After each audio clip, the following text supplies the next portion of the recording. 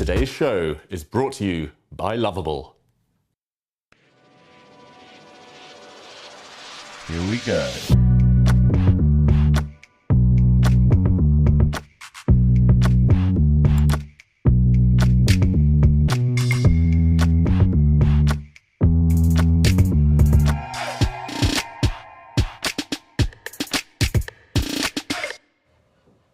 It is Tuesday, and that means we are getting ready for another Title Tuesday here in the Take studio. Let's go. Looks like Farouk is almost getting it done on the board. Should still be a draw. He's losing now suddenly. He's throwing a thorn into the white side, holding on here for dear life. The nerves are kicking in. He's playing with Ghost, afraid to commit. Did he lose on time? The clock is his worst enemy right now. Oh, look at this. He's trapped his own king in the corner. The black rook is hit as well. Whoa, is this a blunder? Checkmate is coming.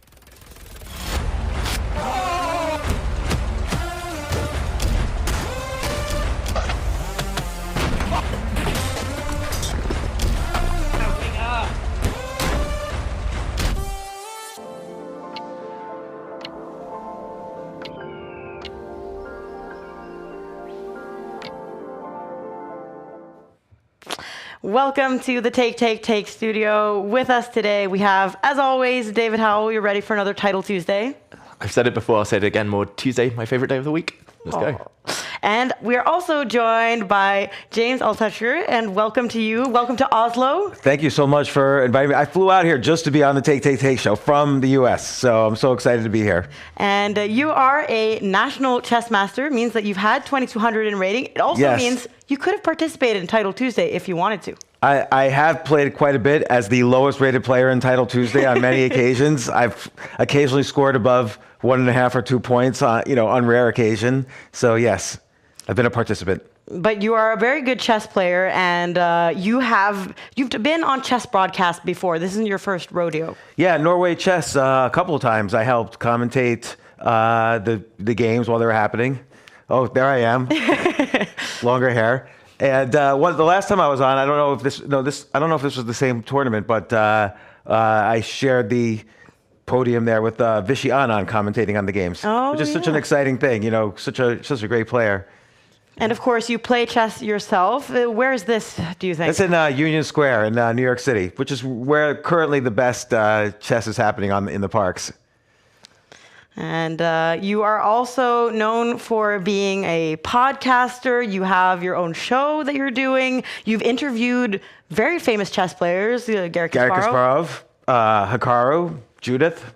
So all the big ones. Yes, except for the biggest one, Magnus. But I've had quite a few chess players on. Magnus, if you're watching, you're being invited. Is what I'm sensing over here. Always an open invitation. Let me ask you a question. Do you think there should be fantasy chess around Title Tuesday? Like, I would for all the people who aren't participating, wouldn't it be great to say, okay, here's my team. Like, I want Hikaru, Blue Bomb, this guy. I would love that. I think that was an idea. I'm not sure how far down the line we are with that, but I would love to see that. Do you imagine it like certain players, get more points depending on where you pick them, or no? You have like 10,000 rating points to spend to build your team. So this way you can't fill it with the top 4 because you'll spend too many rating points. And so you have to get some 2,000, 2,200 in there as well. And you just have to figure out who's underrated. And this is, I love to hear this, James, because you're already kind of revealing yourself as the entrepreneur that you are. And right now you're in the Take studios. This is a Norwegian company building a chess app. What is your take on the recent developments like in the chess startup scene? Well, back in 1993, okay, I'm dating myself. Back in 1993, I helped write the code for the original ICC. So the very first internet chess club, and I gave them the idea of, hey, we should do this as a business, and they ran with it, and it's ICC, it changed ownership quite a few times since then. But I think it's very hard in chess to make money, and obviously Chess.com's doing it. ICC never did it. There's very few companies that have actually succeeded in building a profitable business. So, but I think if anything, Magnus has an opportunity with Take. Just his involvement gives it a certain credibility. The quality of the broadcast, obviously, you guys get more and more viewers, and so there's a chance. But I would build things like a fantasy chess or some other things that you want people to feel like they're participating. So it's not just like the incredibly avid chess enthusiast, but other people who want to compete in some way. Absolutely. And last week we were discussing on the Take Take Take app these like challenges that we now have launched where you can try to play the most brilliant amount of moves. Did you win that challenge, David? I think it's still got 1 or 2 days left, but someone's caught me up. Really? Someone who's been watching our show has signed up to the app and has been going hard. And I had such a big lead, I thought it was insurmountable. Suddenly I'm sweating. So I think after the show, I might have to go home and play a bit more in the app. Play some brilliant moves. And also, James, I know that you are also passionate about the field of AI, as many people are interested in these days. And I mean, the chess world, AI isn't really new to us. Like, we've had computers outperforming humans for so long. And also, you figure AI was pretty much started with the goal. The original AI papers in the 50s, or the goals were, hey, can we beat a chess player? Chess and AI have always been linked throughout the history of AI. And what do you make of like the recent developments that have come now that have kind of enabled more people to use AI in like their daily life? Do you think that's going to affect the world of chess, like large language models? I don't think it'll affect the world of chess, only because, as you pointed out, AI has been dominating chess, for 30 years now, since the 90s. I have a confession to make. I am actually I'm freely admitting this, I am the very first in history online cheater. So back in Wow. You heard it here, people. Where's the Netflix documentary? Back in 1993, I was playing someone. I'm like, oh, I really don't like this guy. Peter, I won't say his last name. And Peter, if you're listening, I'm sorry. And I was working at the time in grad school on the computer that became Deep Blue. And I decided I was going to use Deep Blue. I logged into Deep Blue and I crushed this guy, Peter, because I just didn't like him. And yes, I cheated. And he actually found out that I was logged in because he also could log in, so he saw who was logging in. And he, we had a conversation about it, and I apologized, but I will take that trophy of being the first online cheater.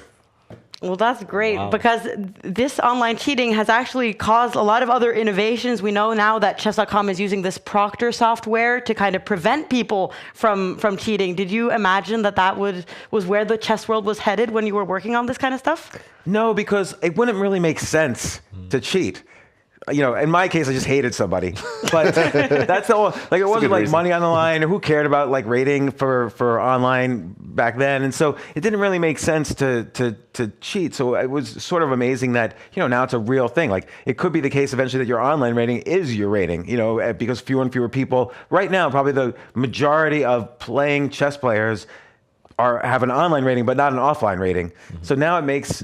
I don't want to say it makes sense, but you could see why people are doing it. And often, you play in some of these arenas where you're playing people of all rating, and you think to yourself, how could like a 400 rated player have like 10 wins in a row? So that cheating is happening constantly. And one idea I always thought for Chess.com is make it a little bit, in order to catch online cheaters, which is very difficult, even with the Proctor software and so on,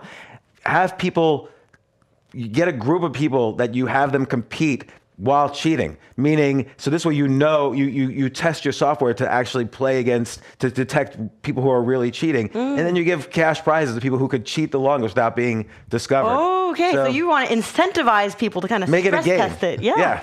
Okay, that's a very good idea. And then, of course, restore rating points to anyone who lost rating, and so on. Okay, that's a very interesting take. And we're going to hear more about your innovative ideas and other innovations that we've had in chess recently. Is this Title Tuesday concept that has been revisited to make it a qualifier for the Esports World Cup? That's kind of why we're here, that now that chess is seen as an esport. Do you think that's a good direction for chess to be heading into, James? Oh, yeah, absolutely. I mean, any kind of further outlets chess belongs as an esport because look at how chess has risen since 2020. Yes, people say Netflix is the Queen's Gambit, but really people like Hikaru and Gotham Chess and you guys just playing online, and you have lots of people watching. Like, look, this broadcast might get, who knows, 30, 40, 50,000 views. By the way, that's the number of views that a CNBC or Bloomberg broadcast will get. So you're competing, with the best TV networks. I don't want to say that, actually. They're better than the best TV. Those networks I wouldn't turn on to save my life. But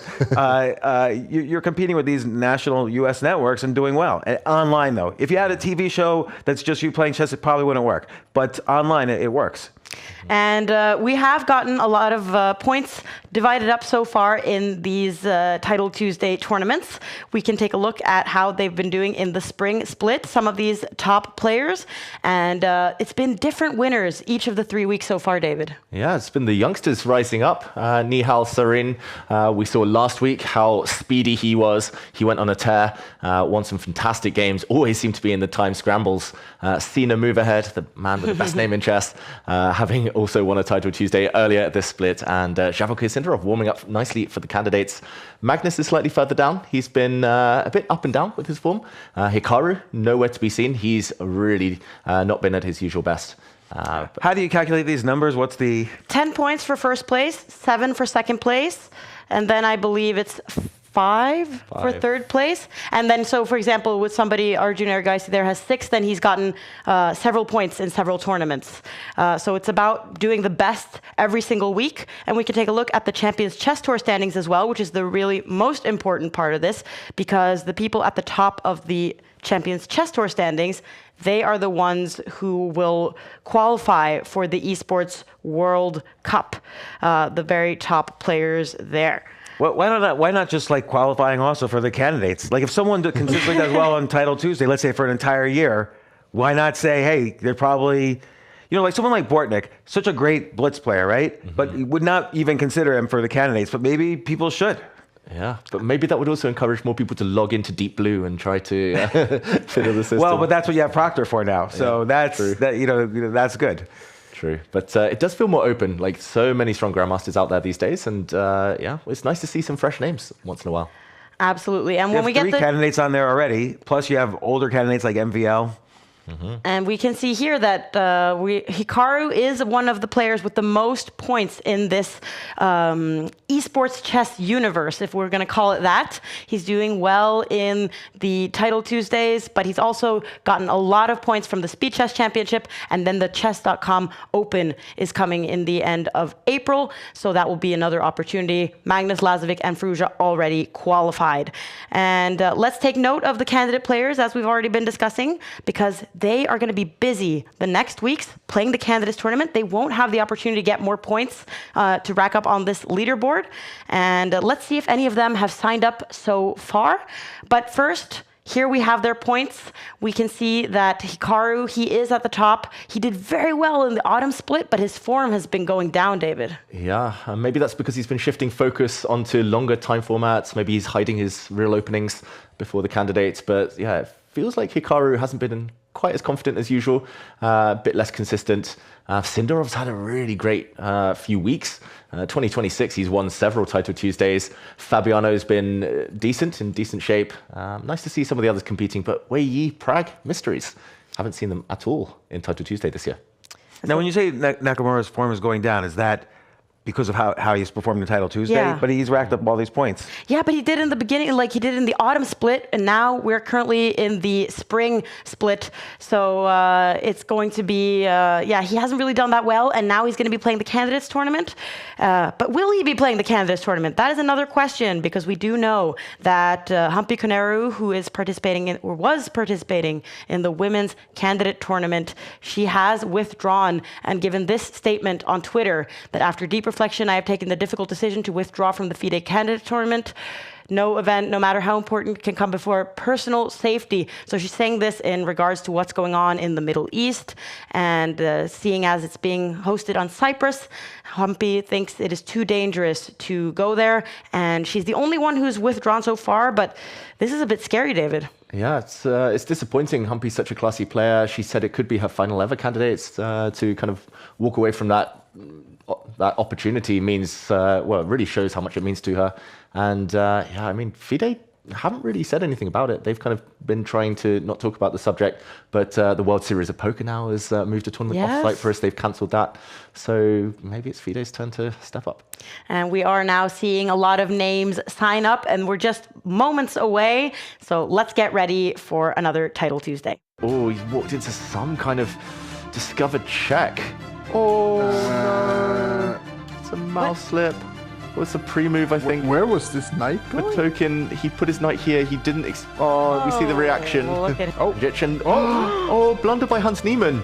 He has given up his queen. I was saying this is good, but What? What? Why not rook c1? Takes the win. Why? Yeah, why? Why? Why? Why?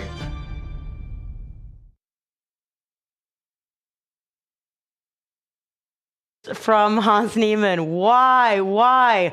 We can see the pairings of the first round Niemann is playing. We can see that he is ranked as the 4th best player. And we are jumping into Faustino's game in this first round. Another guy we've had here in the Take offices. He was playing in streaming, as he often does. And still an international master, but one of the best international masters in the world. He'll be a grandmaster in no time. And he is playing against a Ukrainian grandmaster. So this is a tough first matchup, I would say. Yeah, it's rare as one of the top seeds to get a grandmaster in round 1. Faustino has one of the highest ratings on Chess.com. He's opened the game very calmly, kind of transposed from a Sicilian into more of a symmetrical structure, although there is a big hole in the center here that a white piece may aim to use later. A nice outpost. And there we see Sharapov. And this guy, Sharapov, he's thinking to himself, why am I paired against the kid in the first round? And also, when do you become afraid of the kids? Like, how old do you have to be before you're afraid of the kids? I'm 35 and I'm terrified. Yeah, so. same. So is it like 25? You're like, okay, now I'm an old man now? Maybe 30s? I don't know, 30s? as soon as you hit the 3-0. Like When did Magnus start being worried about kids? Has he ever? Yeah, I think he goes through phases. Sometimes he just really doesn't want to play them. Sometimes he wants to assert his authority. It's difficult. James, how about you? When did you first start realizing that the kids in chess are this good? Well, I stopped playing in tournaments for almost 30 years. And so I was 2,200 in the US or 2,240 or something. And then I played in my first tournament and I played against kids. And I'm like, what is going on here? These kids are 1,600, 1,700, and I'm drawing, losing. And you realize a year later, you look at 2,400. You never know what the rating of a kid is. Plus, they're not going to lose on time. And what is it about the kid's brain that they're just faster? It's really interesting. I'm playing a classical tournament now every Thursday, and it's after I've been to work. And then I see like this kid who's just like bouncing around with energy, and I'm exhausted. And I'm like, this is my nightmare opponent, these 1,600, 1,700 kids. Because you don't know what their real rating is biologically. Yeah, absolutely. So, I mean, and it's so impressive to see Faustino, who's not even 13 years old, be in one of the world's best. By the way, does he have knight takes pawn here? Knight on c4 takes e5? Or am I smoking crack? That is the threat. Happen? That is the threat, James. It's black's move, otherwise I think you're right. Move. All right. The tension between the bishops would mean that tactics are in the air. Black did just establish a pin on the last move, and white is blocked with his own bishop. It's kind of tempting to play moves like rook takes bishop there just to try and do something on the diagonal, but nope, Sharapov goes back. No more threat. No more threat. Oh, yeah, that rook takes bishop would have been interesting. And then rook d8. Yeah, that type of Queen thing. e2, queen e6. Yeah. It's going to be, it's given Faustino something to think about here. So far, he hasn't seemed like too amused or like impressed with what his opponents come up with. He's just like hanging out. Yeah. Well, and is it true he basically that's all he does? He trains chess. Like he doesn't go to like a regular school. He's all day long with chess instructors. As far as I know, he came here to Oslo with his dad, and he was telling us, I think he does keep up to date with education, but I don't think it's in a formal way that most kids go to school nonstop. I think he does get tutors in to help with that kind of thing from time to time. We'll be doing his exams. But whoa, tactics in the meantime. Sacrifice from Sharapov. The knight comes into the center, attacking the white queen, and if it's captured, then one of the black pawns will take back. I'm assuming this one, and here we go. The white bishop is trapped, but I don't know. It feels a bit odd for black. Like this pawn is going to be hanging in the near future. White can go. What about knight fe5 right now, and then f4, bishop f2? Yeah, I think it would have been met by a capture hitting the white rook anyway. This pawn did just take the bishop back, but Faustino's won a clear pawn, and Same idea. He's actually going to pile up on Black's weakness here. Look at him now. He's yawning a little bit. Like I'm kind of happy for Sharapov that he isn't seeing his opponent because you can see how concentrated Sharapov is sitting there. He's like, his life is at, like, this is it. Yeah. He's like not going to lose this game, and he's determined. And Faustino, I also feel like when you're sitting across the board from a kid and you can kind of see the boredom in their eyes and like the unimpressedness with their moves, it's never easy. And this week's going to be a big opportunity for someone like Faustino and for all of the other young players, because it looks like Magnus isn't playing, Hikaru's not playing. All right, look, can I ask a question here? Knight takes f7, and then if king takes e5, and if queen takes bishop c4? Yep, that looks fantastic. Just clearing the path for this pawn, the bishop lining up. I think, firstly, the bishop move is very strong, but also knight takes pawn. I love it. That's what he's thinking about. Yeah, that's why he's starting to think. You can see how he's leaning forward. That's also a terrible thing to experience at the board when a little kid starts to have to get up in their chair so they can actually see the board properly. Right, this is where I'd be totally nervous if I was Sharapov. Exactly. He's trying to climb into the computer screen, Faustino here. Very locked in, calculation face. I don't think he needs to be too flashy. That's the only thing. Yeah. So, this is strong. Knight takes pawn, but he could get away with something else. That's a really good point, actually, to not always be flashy if you have a good position. Yeah. Like, just win instead of being, but he does knight takes f7. Great call, though. Great call, James. You spotted it way quicker than he did. And well, I could be a prodigy at 58. But it's the format, right? Like, there's 0 increment, so investing 1.5 minutes is... Yeah, that's a big call. A choice. Faustino but he's saying something. Faustino's saying something. And we will see if we can hear it, what he's saying. Oh, great call by Sharapov. He's trading. His rook gave itself up for a bishop. So when the dust settles, black will have 2 pieces for the rook. So material is almost level. White has a couple of pawns, though.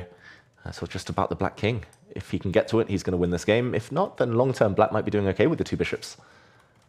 It's not going to be easy. Yeah, if you're white, how do you go about taking advantage of having the rook as opposed to, like, how do you overcome the fact that there's 2 extra pieces there? Yeah, I think he probably needs to hit hard and fast, like some kind of attack. This queen trade offer. Look at his face. Ooh. He's not happy with the developments. Not happy at all. He could have maybe thrown a pawn forward with a check and tried to lure out the black king. This is a great defensive move from Sharapov. He's going to use the bishop as a blockader.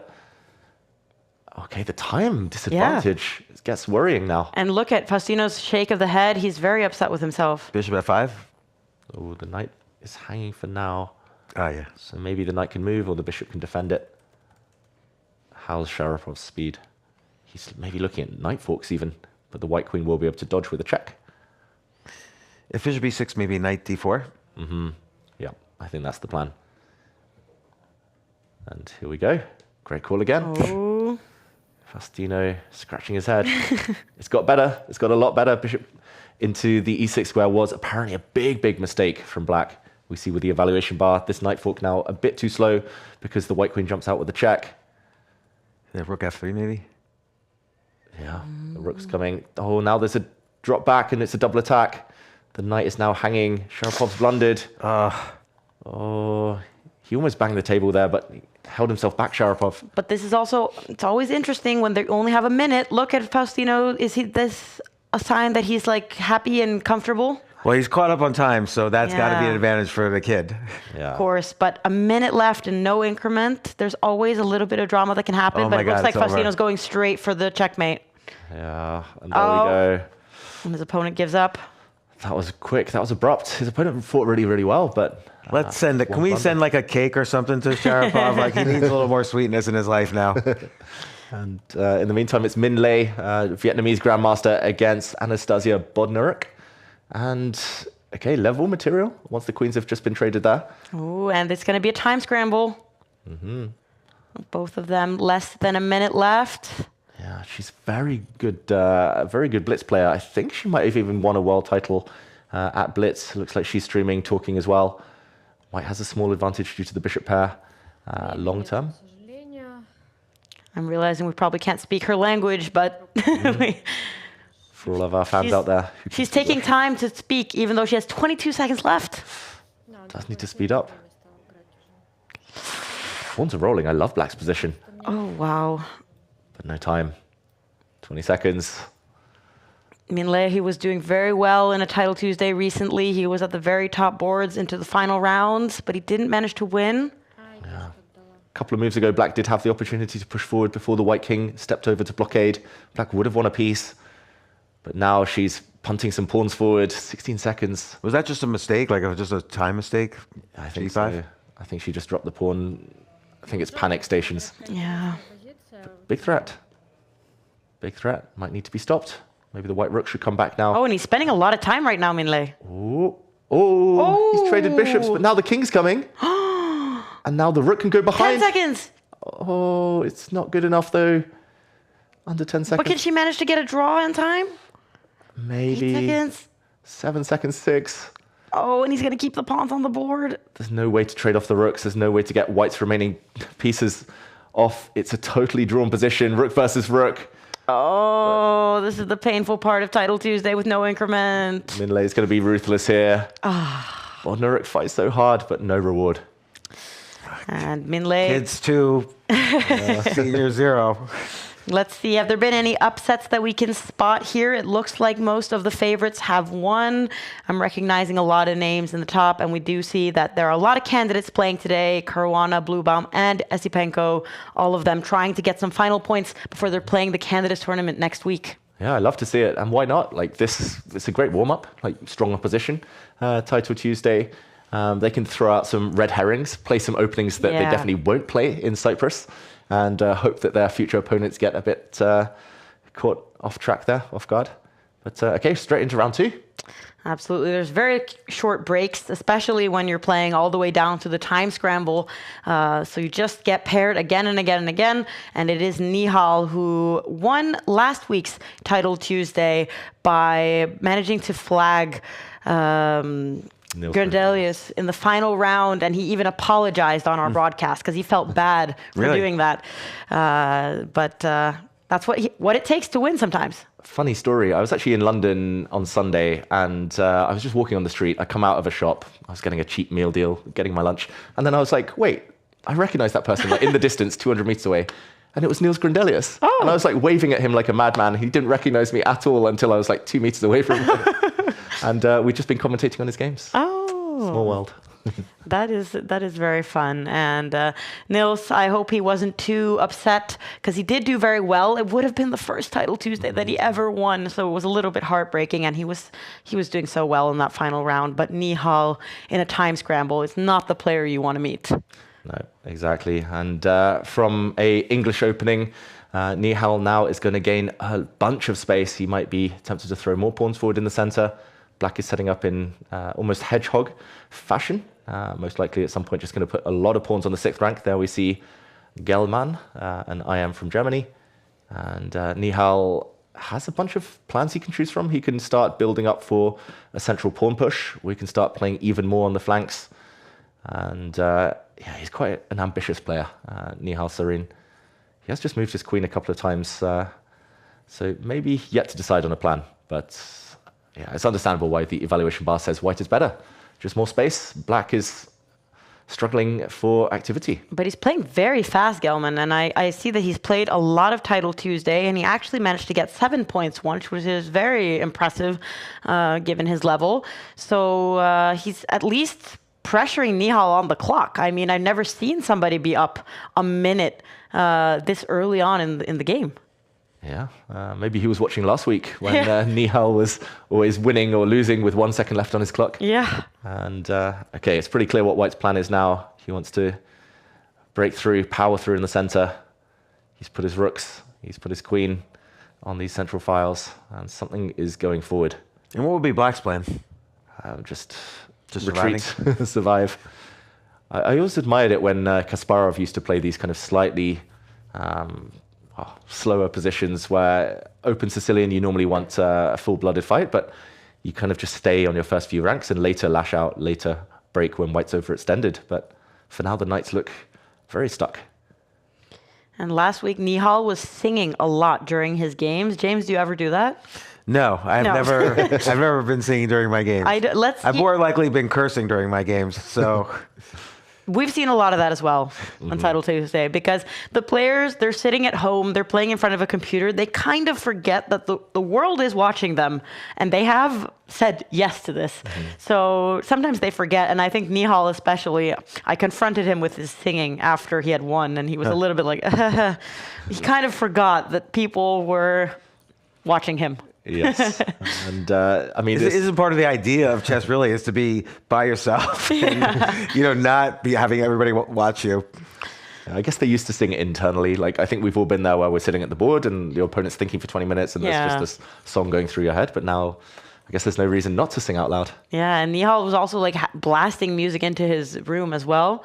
Oh, and he's going for something. But look at the time difference right now. He spent so much time on these moves, Nihal. Yeah, and I quite like the way Black's playing in terms of practicality. Like, sacrifice in the meantime. I was going to say, you're super solid. You wait for White to come at you. You don't spend any time. You just react to what your opponent does. The Black Knight's going to come forward and defend a square. But this is a big sacrifice, hitting the bishop. And a capture, I guess, is going to be met by a pawn capture. And there's two very scary pawns in the center of the board. Maybe the white bishop retakes with a target in mind. But that is fighting spirit from... If the white bishop takes back, though, then just bishop e6, right? Yeah. I wonder why he didn't take. Ooh. I guess he just figured... Trust the GM. Yeah. Yeah, taking it was indeed the best move. And white didn't have enough compensation. But now the game continues and... Nihal has improved some of his pieces. He's improved his knight. He's got a big threat now. Okay, it's turned. Bishop e6. Oh, no. Not many ways to defend against that one. Maybe you have to... There we go. Get your queen off the diagonal. Forcing an exchange. Okay, that's good news for Gelman, who's got rid of some white pieces. Like, black's slightly less cramped the more pieces that come off the board. Suddenly open file. Can't use it yet, but nice that the rook's control. Nihal's lost control. Yeah, and so it's kind of, would you say it's like equal now? Yeah. If anything, or better, even, according to the evaluation bar we have at the top. Yeah. What do you think of that, James? Like, the way to kind of communicate a situation on the chessboard using like a chess engine like this, do you prefer having like a number, or do you think that this, trying to use a word, saying it's better for black?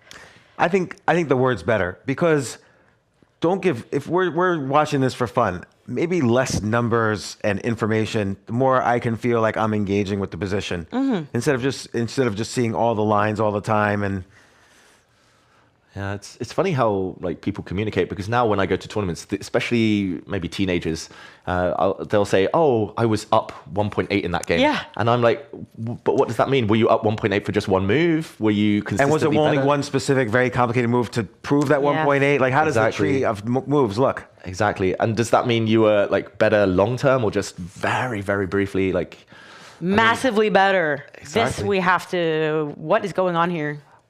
I don't think it's even tactics. I think long term, Nihal's king is so open now. His pawns are all isolated. If black can survive the attack. What is Gelman saying? He was saying something there. But it looks like a good attack for white too, right? Or no? Oh, that was a key move. Pawn to f5 on the last move would have been so clever. White could not take en passant, as the queen would have been hanging. And the rook would have been hit. The pawn in the center would have been hit. Might not exist anymore. Still big advantage for black long term. I think I would advocate. Okay, but f5 now though, right? Yeah. Oh no, then there's takes and then queen takes e6. There might be some tactics as well. But he's getting pieces off the board. Like, I think this is good. Just keep it simple. He's got one extra minute. White's king is open, therefore in practical terms, harder to play with white. Checkmate can be prevented by just pushing the pawn. Looks like black. What's going on? It looks like black's winning everything. Yeah. Oh, queen takes pawn check. Oh, queen takes pawn check here. Oh, great move. Great move. Take the pawn. And the white queen is hanging. And, okay. He was thinking about it, Gelman, because otherwise he could have pushed this pawn without pause at all. But this is, now he's got to be getting a little bit nervous. He's playing against one of the best players in the entire Title Tuesday field. He's a minute up on the clock. He has a way better position. Yeah, Gelman just looked up at, like, he keeps looking off to the side. That means he's looking at the clock. Yeah. Position has repeated itself. This is the second time we've seen this one. Oh. Nihal doesn't bring his queen back, so he wants to play for a win. But he wants to play for a win in this kind of ugly position with way less time. He grew up playing bullet chess, Nihal Sarin, so I think he still believes. It's complicated enough. I wish I could say I grew up playing bullet chess. Like, what a great way to grow up. Yeah. Instead of going to the playground, just play bullet chess. It's addictive, though. It's very addictive. And okay, the black rook's coming. Are there sacrifices? If not, then black can start grabbing pawns. He has slowed down a bit. The German international master. Can he take? Okay, he does safely capture this pawn. But he's spending so much time right now. Nihal. 30 seconds left for this entire game with so many pieces. And White's just barely clinging on here. Like, the piece is so clumsy. The king is so bare. But can the black pieces come out? Can the black knight ever enter the action? And Nihal, he is very good at creating chances for himself. We've seen him trick people in the most hopeless situations. Last week in the final round and winning Title Tuesday. Oh, yeah, I thought I saw something. Yeah, he needs some tactics. He needs to trick Nihal, and soon. But Gelman, he is a little bit worried because he is spending quite a bit of time right now. So there are some threats in the position that he must be worried about. Yeah, that's a great call. Just when in doubt, put the king in the corner. Knights are a king's best friend. The knight will defend. And, okay, so much action now on the 4th rank. Something's happening here. Someone's got a discovered attack, or who's pinning who? Here we go. The bishop drops back. Now just take everything off the board if you're Gelman. Just take all the rooks off. Make sure you don't get checkmated. And the time advantage. 15 seconds. Oh, now he's allowing some scary background checks. Wait, queen c6? Oh, great move. Ooh. Great move. Forces the white rook to go passive and block. Oh, knight, maybe there's some knight g5 stuff. Yeah, that move is coming. But first, the black queen tries to get in. Watch out, someone's getting checkmated here. 9 seconds for white, 13 seconds for black. Oh. Oh, black's winning again, but not after that move. He gets pinned. He's losing his queen. He's getting checkmated, but 3 seconds for Nihal's arena and his mate. Okay, send him cake also. Oh, gosh, that is painful to watch. And look at Nihal. Oh, that's 3 for the kids now. And will it be 4? Denis Lazovic, the youngster, is trying to flag his opponent. Dead loss position for black, but 3 seconds each. 2 seconds. Only 1 black pawn left. If the knight can get rid of that pawn, white cannot lose. Katsanis just needs to get rid of the pawn. 1 second. Oh, he's risking it here, and no, he gets rid of the pawn. He cannot lose, but it is a draw. Wow. Is that because he ran out of time? He ran out of time, Katsanis, in a totally winning position. The point 1, let's ignore that. He did lose on time, and that is why the game is now drawn. Black doesn't have checkmating material. And we do see that 13-year-old FIDE master Megan has beaten Sam Shanklin, who is usually one of the top guys in the Title Tuesday format. So I think this youngster theme that we're on here now is going to be very relevant. Yeah, can they keep it up? That's the question. Will we see a teenage winner of the tournament? Are you rooting for the young guys or never? What are you talking about? By the way, women's candidates. Now that Anna Muzachuk's in there, she's the oldest one in the candidates. That's your player. pick. That's my pick. Yeah. Wow, she's the oldest one. She's my age. And she crushed it in Norway chess last year. So I was watching her games from the front row. And yeah, there is this trend as well in sports, as well as chess, where the last minute entrant feels no pressure. They come in, they're like, I wasn't even meant to be here, nothing to lose, super fresh. I think she might be one of the favorites now. That could be. Anna Muzachuk. It's like Denmark in the European Championships football back in '92. They qualified through the back door and won the whole Euros. Okay, in the meantime, by transposition, a Sicilian dragon, accelerated dragon. And this is a well-known line where black tries to force a draw. If the knight had come back, the queen could have come back into the center. But instead, black has given white double pawns, long-term weakness at the cost of parting with his beautiful dark-squared bishop. So white often puts a bishop on this square and says to black, you shall not castle. But long-term, black has all the advantages due to these weaknesses. How would you define your style, James? Would you take the white side where you have to be a bit more dynamic, or would you take black where long-term positional, you have something to play against? Just me personally, I would take white and try to draw. Okay. Yeah, it's probably very hard if you're white to lose this if you're like a great player. So, I mean, I'm not a great player. I'm saying for these guys. And then you kind of can see which direction you want to go after making more moves. Yeah. But what about you guys? I tend to find myself on the black side of these things. The older I get, the more obsessed with like pawn structure I am, and I just hate playing with weaknesses. Even if, long-term bishop pair, decent solidity in the center. I just find these high responsibility positions with white when you have wrecked pawns like this. But Hans Niemann really likes his bishop pair. Yeah. How about yourself, Maud? I've played both sides of this kind of line, but I personally have not taken that knight with my bishop. Yeah. So I didn't go for this. But then what would you do? Like a6, b5 kind of stuff? Or like how would you break down the pawn? Yeah, I feel like... But that's why I don't like playing this opening anymore, because I feel like I just sit around and I'm kind of waiting for them to make a mistake, which is not the most fun way to play chess at all. Yeah. So I try to not steer into this opening with black anymore, is my take. And in the meantime, standoff between the queens. I don't think either side really wants to capture on their opponent's terms. If black ever captures, white's pawn structure straightens itself out. If white ever captures, black's rook enters a nice square. Yeah, what's the plan? What would you do here? Like g4 type? Or I guess here you can't, but... Yeah, not yet, but maybe at some point for white. I think black might try to repurpose the bishop at some point, come round and hit this pawn. But first... Delchenko, the international master from Russia, he is playing very fast, and he has a personal best of 8 points in Title Tuesday, which is quite a lot. It got him to a 24th place. And then Hans Niemann, of course, has gotten lots of points, has done very well, but he hasn't won a Title Tuesday since they redid the format to not include increment. So he's still hunting down that victory. Yeah, and could be his day. Yeah, he'll get one eventually. He's always up there, but not quite putting it together. And here we go. The black bishop is coming round. That wasn't the best move, apparently, according to our evaluation bar, but very logical. Matvey bobbing his head. Sorry, he won Game Week 5 in the autumn split. I just realized that he did. He has won a Title Tuesday already, but it's been a very long while since. Yes. Many weeks ago. Yeah, many months ago. And when does the documentary come out? I think it's April 7th. April 7th? Not long. Is Magnus looking forward to that? No comment. I think the world of chess is looking forward to it because it always kind of brings a lot of attention and enthusiasm, and it's going to be fun that the two of them, they're playing in this Grenke freestyle tournament just around that time, the days before. They're both going to be there. I feel like we need some kind of rivalries in chess to kind of create an interest beyond the chessboard. So in that sense, I think it'll bring a lot of eyes, but if Magnus wants those eyes, he already has a lot of attention. But you're right. I think chess is like a history of rivalries going all the way back to, let's say, Morphy, Staunton, Steinitz, Tarish.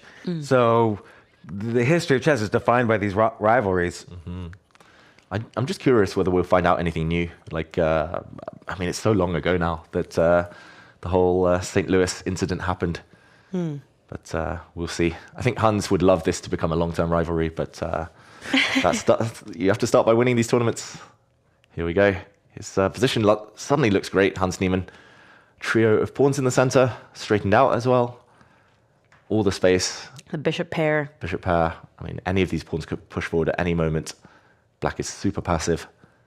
I really think Galchenko kind of panicked when he traded off the queens. No reason to rush. Well, it's bishop f4 though, right? He had to. Yeah, he could have gone away though. He could have run.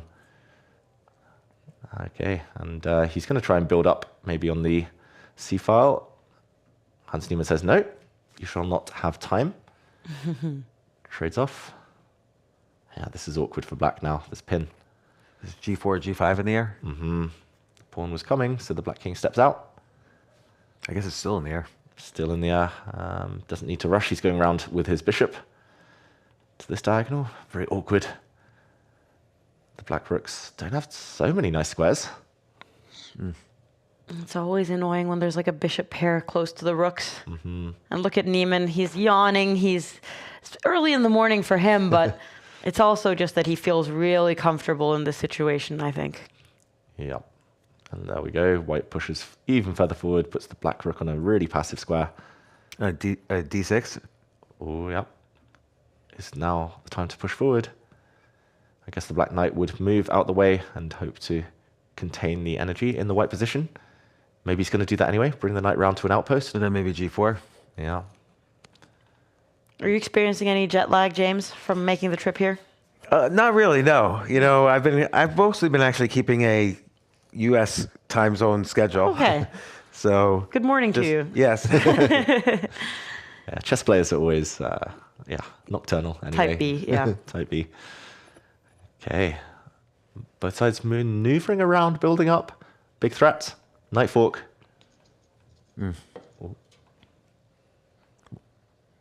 Could be some Oh, Wonder why I didn't do it. long-term damage. we're getting some sound from Neiman, but probably from earlier.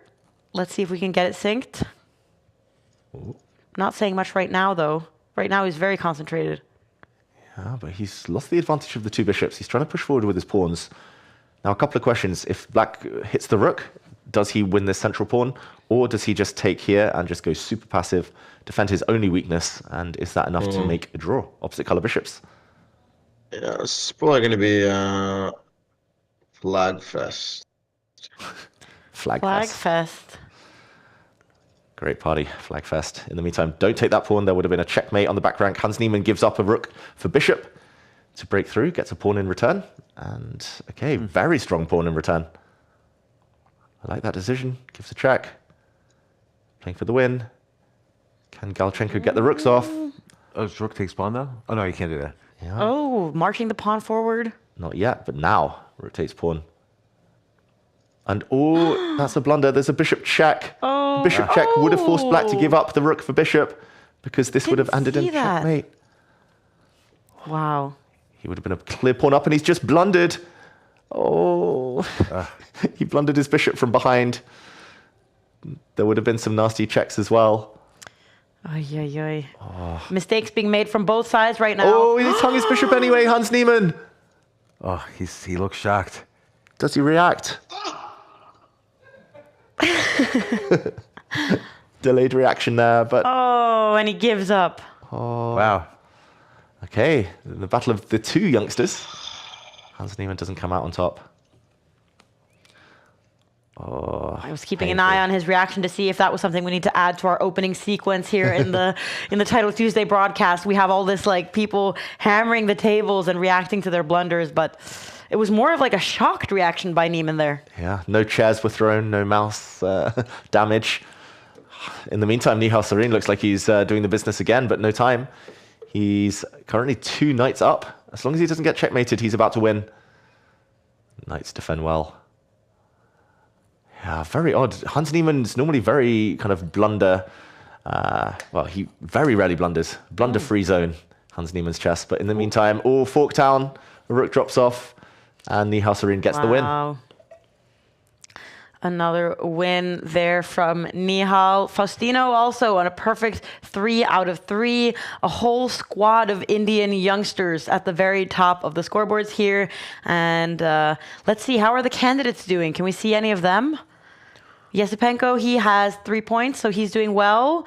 Arjun, 3. Okay. Caruana, where's he? Ooh, Caruana just stalemated his opponent, so he's on 2.5. That is painful. That's very rare that we see from the top players. Oh yeah, that it looks like a bit of an error there from Caruana. He stalemated his opponent. His opponent had 0.2 seconds left. Oh Now, my Nihal's gosh. another one with like 3,300 rating here, but it's not quite. I don't even know if he's 2,700 classical. Like, He's very much better. Like I feel like he's not playing as much classical chess as he is playing online. Like he's doing this every single week. He is here in the Title Tuesday, and I also feel like that's the nice thing with Title Tuesday, that it kind of gives everyone an opportunity to face the top players on a regular basis, especially when there are big distances and you can't necessarily travel around as easily in the world we have right now. So yeah, Nihal's rating classical over the board needs to catch up to his real level. And in the meantime, we have Yakubov against Faustino here, 2 of the players with a perfect score of 3 points. And this guy, he won the Olympiad a couple years ago, right? Yeah, with Uzbekistan, and he was 1 game away from qualifying for the candidates during the World Cup. It was funny at the World Cup, there were 2 Uzbeks against each other in the semi-finals. It was Sindarov who triumphed, and then Yakubov also lost the 3rd place playoff, which would have given him a that golden ticket. He's improved a lot in the last 2-3 years alone. But okay, it's going to be fun to see. Interesting start to this game. It transposes to the semi-Slav, where white gives up the bishop pair very early on. But white is quick to break in the center if he wants. And black is slightly behind in development. Still needs one more move now to get castled and changing the pawn structure, Jakubov. And we see that Norwegian Håvard Haug, who is very talented, super young guy. He's playing against Wesley So. We had him here in the Take offices not that long ago, and he is like a speed demon. And he is playing like 1-minute games blind, 30-second games blind. Yeah, it's amazing to watch. Wesley So is the one player I wish was in the candidates. It's like that would be, if I could pick any player that's not in the candidates, be in the candidates, it would be Wesley. Okay. Like, you know, I think his highest rating was something like the 6th or 7th highest in the history of chess. And people don't really kind of give him that credit, I feel, a lot of the time. And we haven't seen him play as much like the last years. Like he used to play a lot of these Champions Chess Tour tournaments, and then he hasn't been playing as much online. He used to be like one of the few guys who would be able to beat Magnus in a match because he's so solid and he never really loses many games. But it's very fun to see that he's participating today in the Title Tuesday. I know he hasn't always made a priority out of this tournament, but now he's getting ready to step it up and qualify for the Esports World Cup. Yeah, and he's going to be at Norway Chess, so maybe you'll see him there, James. Yeah. In action. Wesley So. In the meantime, in this game, Jakubov went for the Carlsbad pawn structure, and he launched the minority attack, meaning this pawn going forward, trading off. It's 2 versus 3 on that side of the board, but now black has a isolated pawn, and okay, I'm going to put everyone on the spot again. Which side would we pick? Bishop pair for black, or backward pawn to stare at for white? I feel like with the bishop on g7, I almost like black, because if you're going to get c5 it eventually and put pressure on the diagonal.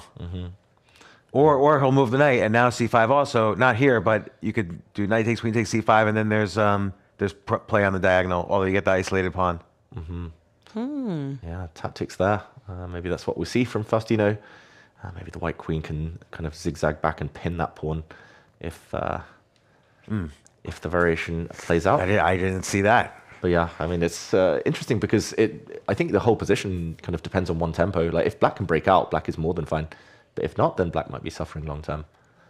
Interesting. I think Jakubov playing quickly and playing this type of pawn structure means he's showing a lot of respect to Faustino. He wants to take the tactics out, make it really positional. And Faustino has a lot of fans among our viewers, as always, and we can see that some of our viewers, they are rooting for him. And he is one of the players that has like the most eyes on him in the world of chess, because he was expected to become the youngest grandmaster ever. Narrowly didn't make that final norm, but it's just a matter of time until he's going to be in the top, I think. Yeah, just his whole demeanor, his professionalism.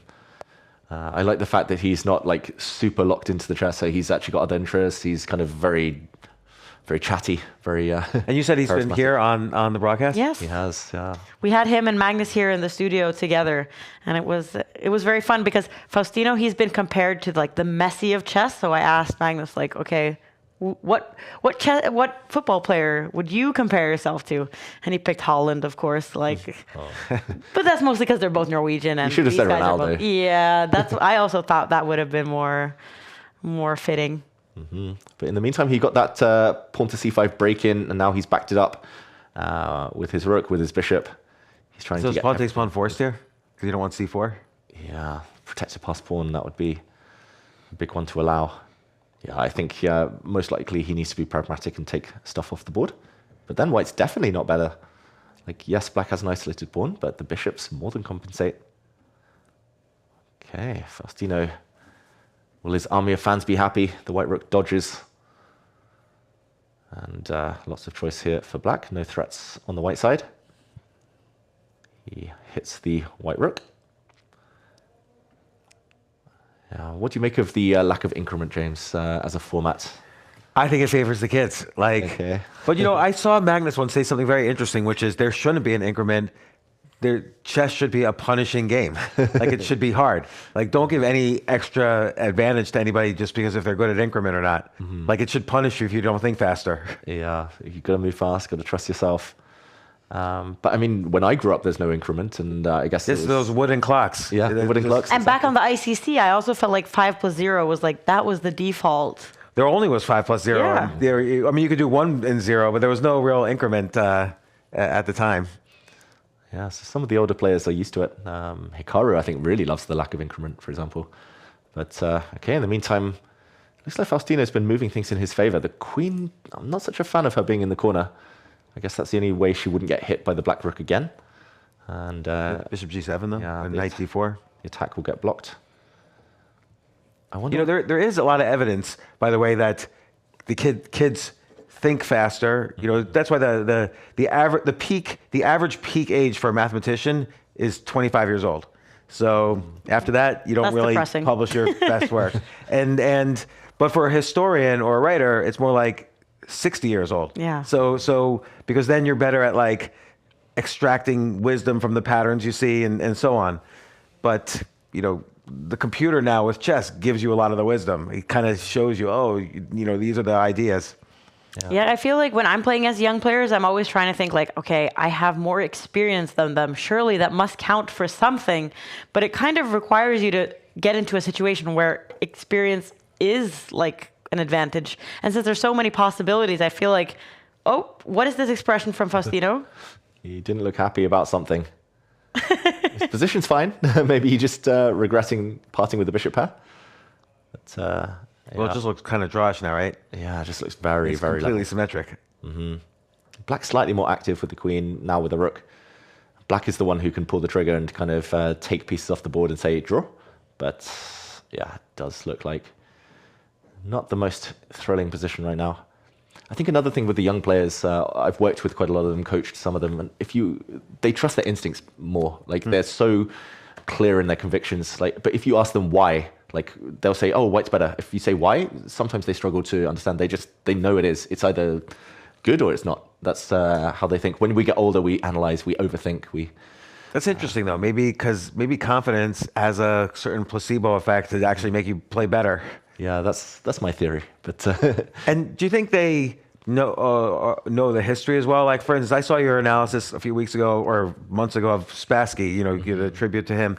And do you think they study Spassky's games or Petrosian's games, or is that really done? I think some of the best ones do. Some of the best youngsters. I mean, they should learn from Magnus, study history. This game's fizzling out to a draw in the meantime. But yeah, I'm always a big fan of the youngsters who know a thing about the past. Because then they have a lot of lessons to draw on. This is the most drawn position we've seen in ages in the meantime. But would any of these guys go for flagging? Nope, we got the answer already. They repeated the position 3 times. So we can jump into another game. And it is another young Indian superstar playing against Bortnik, who we've also had here in the Take studios. James, we've had so many talented chess players, and now you're here as well. I played Bortnik about a year ago in the Marshall Chess Club. How'd that go? He won. Okay. I guess you would have probably started that sentence differently had you won the game. Exactly. Oh, I crushed Bortnik. Easy. Ooh, big moment, because pawn takes rook is the move he wants to play to keep the black pieces active. But then the white bishop might find itself almost trapped on the side of the board here. If it moves into the center, it also gets hit. So maybe rook takes rook is the safest. White is a pawn up, but he's burning all of his time. Why is he thinking this long? It's not going to be a game-ending decision. Leon-Luc Mendonca needs to get that rook off the board. Is this an internet disconnect? 10 seconds. I mean, he's frozen. Oh, that's heartbreaking. Wait, rook takes rook is still maybe h4, right? Yeah, but then the white bishop can take this pawn safely, and that would be a pin. yeah. Oh, that's heartbreaking. Oh, we've just jumped in. That is stroke of luck for Bortnik. These things happen, I guess. Yeah. Disconnects, internet issues. But it's been a while since we've seen one. Yes, absolutely. And there's still some games going on in this final 4th round before the players have a short break. Let's see the final seconds here for Magsudlu, who's playing against Galchenko, who we watched earlier. Okay. White Chaos. is one up. White's doing very well. And, black's hung a bishop, but it's all about the clock. The black queen's coming in from behind. 6 seconds each. Can he elicit a blunder? Oh, he's pre-moving with the queen. Oh, queen's off, though.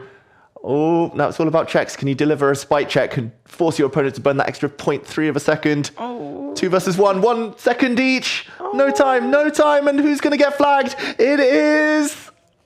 Black who wins 0.1 of a second. That's crazy. Depressing. That is depressing, and it's crazy, and that's what it's like to play without increment in this Title Tuesday format. And now, after these 4 rounds, we can see that at the very top of the standings, it's your favorite player, James. Yeah, Wesley. Let's see. I'm gonna have to say I want him to win now. And this could be a very good opportunity for him because we see that Hikaru is not playing this week. Magnus isn't playing this week. A lot of the top guys. I mean, Wesley, he's participating sometimes in Title Tuesday, but you only get points for the Champions Chess Tour leaderboard if you're among the top 10. And that has proven to be a very difficult thing. Yeah, it really has. Top 10 of what? Of all the players. Yeah. So Wesley's top 10. Right now he is, but you see all the players in green at the very end after 11 rounds. They are the ones who can bring back any points to the Champions Chess Tour table, which again qualifies for the Esports World Cup. And I mean, look at the big names that are out of the top 10 at the moment. Duda, we've got Faustino, we've got Sam Sevian. So even Nihal, last week's winner, he currently has 4 points, but it's not even enough on the tiebreaks at the moment. Oh, is this ordered by the tiebreaks also? Yes, it is. So it's going to be very interesting to see. Another thing we have here, James, is that we have country standings. So I don't know how the U.S. is doing.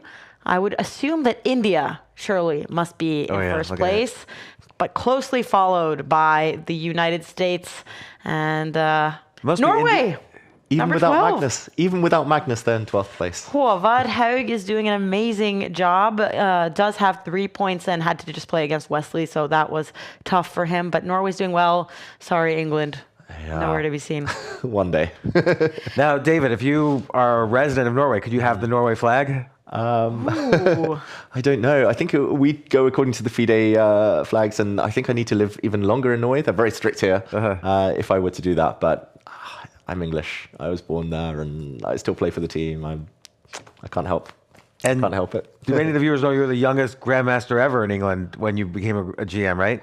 Yeah, if they didn't know that, they know that now. My record was surpassed recently, broken. But like Michael Adams and Nigel Short were a little older? Old timers, yeah. No, but they're the real legends of English chess. All right. Well, while the players are having a small break, we can take a look at the Take app. James, we want to show you what's been going on here in the offices. Yes.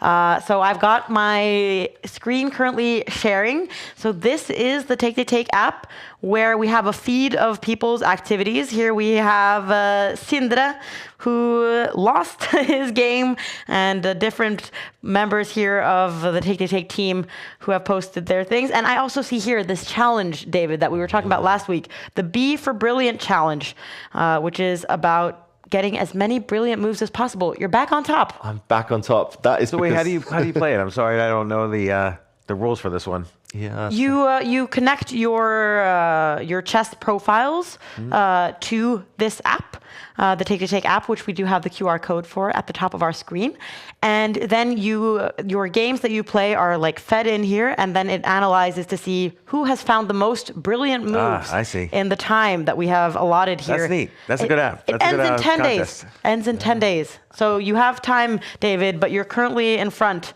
of the next guys here. Look at me. I'm doing so badly. I think I played like 10 games and I only found one brilliant move. Maybe you're a more positional, strategic player. Maybe you'll win most strategic move. Find the most strategic I need move. to join a different challenge. This one Find the best endgame move. This isn't made for me. But what I also can do is I can look at my personal stats to see how that's going. And I'm trying to make some like takeaways because I'm playing the Reykjavik Open on Thursday. So I need to kind of figure out like what should I take with me. And it's saying that my most successful opening is the Sicilian defense with white and the Sicilian defense with black. So that's all I know. Specialist. That's impressive. And my opening play was very sharp, and I'm getting some different information here about how I am playing. So it's going to be interesting to see, like, as this app is developed, to get even more like insights to know how I should improve my chess. So it says you play most accurately with the white pieces instead of the black pieces. Does anybody play? Is that an average discount with the black pieces compared with the white pieces? Like, what's your accuracy, white versus black? Yeah, I'm not sure. Maybe you should go onto my profile and check. Can I see you? Maud. Or can I only see myself? But I know results-wise, I've analyzed these types of things. And I mean, even the top pros in the world, in classical chess, they'll win only maybe 55% with white. And it tends to be under 50% sometimes with black. But I wonder, though, will that also mean your accuracy is lower? So, yeah, black starts off with like a slight disadvantage. So, and I assume if results are worse, then accuracy must be impacted. And I'm also very surprised to see here that my endgame is good, because usually I never try to trade off the queens. Like, that's part of my strategy. I shouldn't even be saying this because I'm playing this tournament this week. But now every kid's gonna be like trading queens. I get so stressed if there's like an endgame, because I get worried that like I'll end up in something that's not possible to win. I feel like if I have a queen, I can always like make some kind of trick or something will happen. But apparently, I'm not as bad at endgames as I thought. So that was at least encouraging to see. But other than that, you can also see if people are currently playing chess, and you can see different people's game sessions. David, you were apparently playing 21 hours ago. How many games did you then play? Spying on me, Maud. I only played 4 games. That is 21 minutes. A record low for me. That is a record low. We've seen David play for like 60 games in a row in one sitting, which was absolutely crazy. And David, I've watched your take games on Title Tuesday. I feel like you're too self-deprecating. Like, as soon as you make one bad move, you're like, oh, there I go again. I can't play anymore. Yeah. I'm going to retire and be a florist. This is good feedback. And actually, it's something that, like, even when I was more active as a player, people would point out to me. Like, even Magnus, he was like, just why are you doubting yourself? You're still better. Like, yes, you made a mistake and you have to work a bit harder, but you still have an advantage. Or, oh, you still have a fine position. Yeah. Magnus always jokes that I play best when I turn off my brain, when I have 1 minute left on the clock and I just trust myself. Overthinking is the worst thing you can do. So how can you avoid that, or how can you change it? A lifetime of training and sports psychologist. That's my big regret from my playing days, is that I never spoke to a sports psychologist. I think Vincent Kamer has said that he has spoken to a sports psychologist, because I think like the mentality that you go into in like very serious games and tournaments, and like how you face pressure is incredibly important. And here we see him playing against Wesley So. And Gukesh is known to do a lot of sports type coaching. Absolutely. Or use that. So I'm sure that it's very important in many sports, and I feel like the chess world was almost a bit late to kind of make that realization. There was a stigma about it. Like, people would say, oh, there's nothing wrong with me. I'm performing my best, but there's always better. And this King's Indian defense, rare guest in Wesley So's repertoire, has now provoked Vincent Keimer into jumping into the center, hitting the black queen, asking for an exchange, and maybe he would take away here, take towards the center, and open up a line for his rook against the backward pawn. Some tactics there, though. Not quite clear what's exactly happening. After the knight exchange, black can take a pawn in the center, try to hit some pawns with his queen. Wesley's calculating, but needs to speed up. Interesting move. Like, I very rarely see... Have you seen knight d5 before? No. Not in this exact position, but even in general, it's quite a rare concept in the King's Indian, where piece trades are quite, often only come into effect a bit later. Oh, and here we see Wesley sitting in the dark, it would seem. And Vincent, he has more lights on in his room. The Dark Knight. Yes. Okay, big hit now on the white pawn.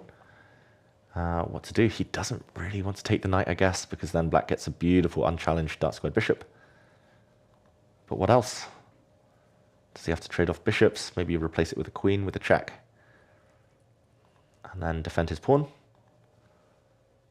It's also interesting to see, like, if this move was kind of new by Vincent, that he's willing to use it in Title Tuesday. Like, if this is a good move that perhaps hasn't been studied at the very top level just yet, it says something about how important Title Tuesday is to these players, that they are willing to kind of use newfound resources on what is essentially a blitz online game. Yeah, I used to use Title Tuesday as the opposite. I would play lines that I knew were bad, just so that my future opponents would think I was... crazy. Exactly. But they would underestimate me in the opening. Okay. In the meantime, a check. And if the black king moves back, or if this gets blocked by a pawn, white might just defend with his knight. Ooh, much better now suddenly for Vincent Keimer. Maybe there's something even better. Oh, he hits the knight. Oh, and where is it going to go? Knight takes pawn. Is he just going to attack that knight, which has no good escape squares? Wow, that's clever. And then he's going to pin it and win it. Wow. Oof, that's bad news for Wesley. So if he moves back with his knight, for example, then the white rook is going to start hitting pawns. But then knight e5. Yeah, the game goes on, but I don't think it's what he planned. And Wesley is going to be struggling with his development for quite a while more. Oh, and he goes to the side instead. Oh dear, that does not feel good. Where's that knight going next? He wants to carve out the c5 square for his knight. Can't get there yet. Okay, good start for Vincent Keimer. He's one of those who's going to be looking at the candidates being like, oh, it should have been me. Yeah, I'm always wondering, now that Matthias Bluebaum has qualified, I mean, Vincent, who's also from Germany, I know that there are rumors that a lot of the German players are supporting Bluebaum, of course, but Keimer, he was a second for Gukesh in the previous World Championship match. Can he support a candidate? Would that be okay? Conflict of interest, maybe? Yeah. And it's interesting. And it could have been him because he actually had that direct encounter against Bluebaum in the Grand Swiss. Totally winning position, one move blunder, and allowed Bluebaum off the hook. How long does it take to get over something like that? Lifetime for me. No. Then he needs to talk to a mental coach. Exactly. But okay, White's just getting ready to Knight g5 here? Yeah. I think knight g5 as well, even on the previous move, like there were tactics like bishop takes bishop and then the knight coming in and rook takes pawn ideas, but he's setting it up. Oh, and Galchenko, who we've been following in several games now, who just won on time in the previous game, and now he wins in just 30 seconds. So he's doing very well today, the Russian international master. Wow, 16 moves No, against... knight g5 here. Oh. What do you do? Can the knight come in? Knight g5, bishop b7, bishop b4. Or bishop b5, I mean. Oh, wow. So the knight comes in, the black bishop has to try and save itself, go back, and white could have jumped in. That was very, very strong, James. You should be playing this week. You're on fire. Yeah, I practiced my tactics before I came here, so I got... You have a very tactical view. Like when you're suggesting moves, it's always something kind of crazy and something very tactical. That's because positionally I'm horrible, so I have to do something. Chess is 99% tactics. That's what they say. I think he just got so attracted by this free pawn that he's about to win, Vincent, that he got distracted from the beautiful outpost the knight could have sunk its teeth into. Instead, just a pawn up. Everyone and anyone would benefit from a good mental coach. I agree. Yeah. I agree. Chess players, we need to stop being stubborn. That's why Gukesh was so smart. Like, I guess he used Paddy Upton, who's this cricket coach, and who didn't know anything about chess. But you don't need to necessarily know about chess to be a sports coach. Yeah.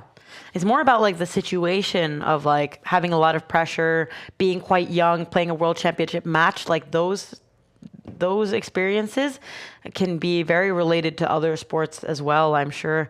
But yeah, probably a very, very good idea by Gukesh. In the meantime, Wesley So is suffering. Not much to do. I guess he's going to try and take this pawn at least and hope. Then rook takes. But the white rook gets in, yeah. And then there's all sorts of threats on the 7th rank. Okay, he hits the queen. She is a bit stuck, but she's going to grab this pawn. So 2 pawns up now, Vincent. Yeah. Just to get the queens off, Wesley was willing to give away 2 tempi with his rook. Hitting this pawn now. If he can get this pawn and bring his knight back, then maybe some drawing chances. Okay.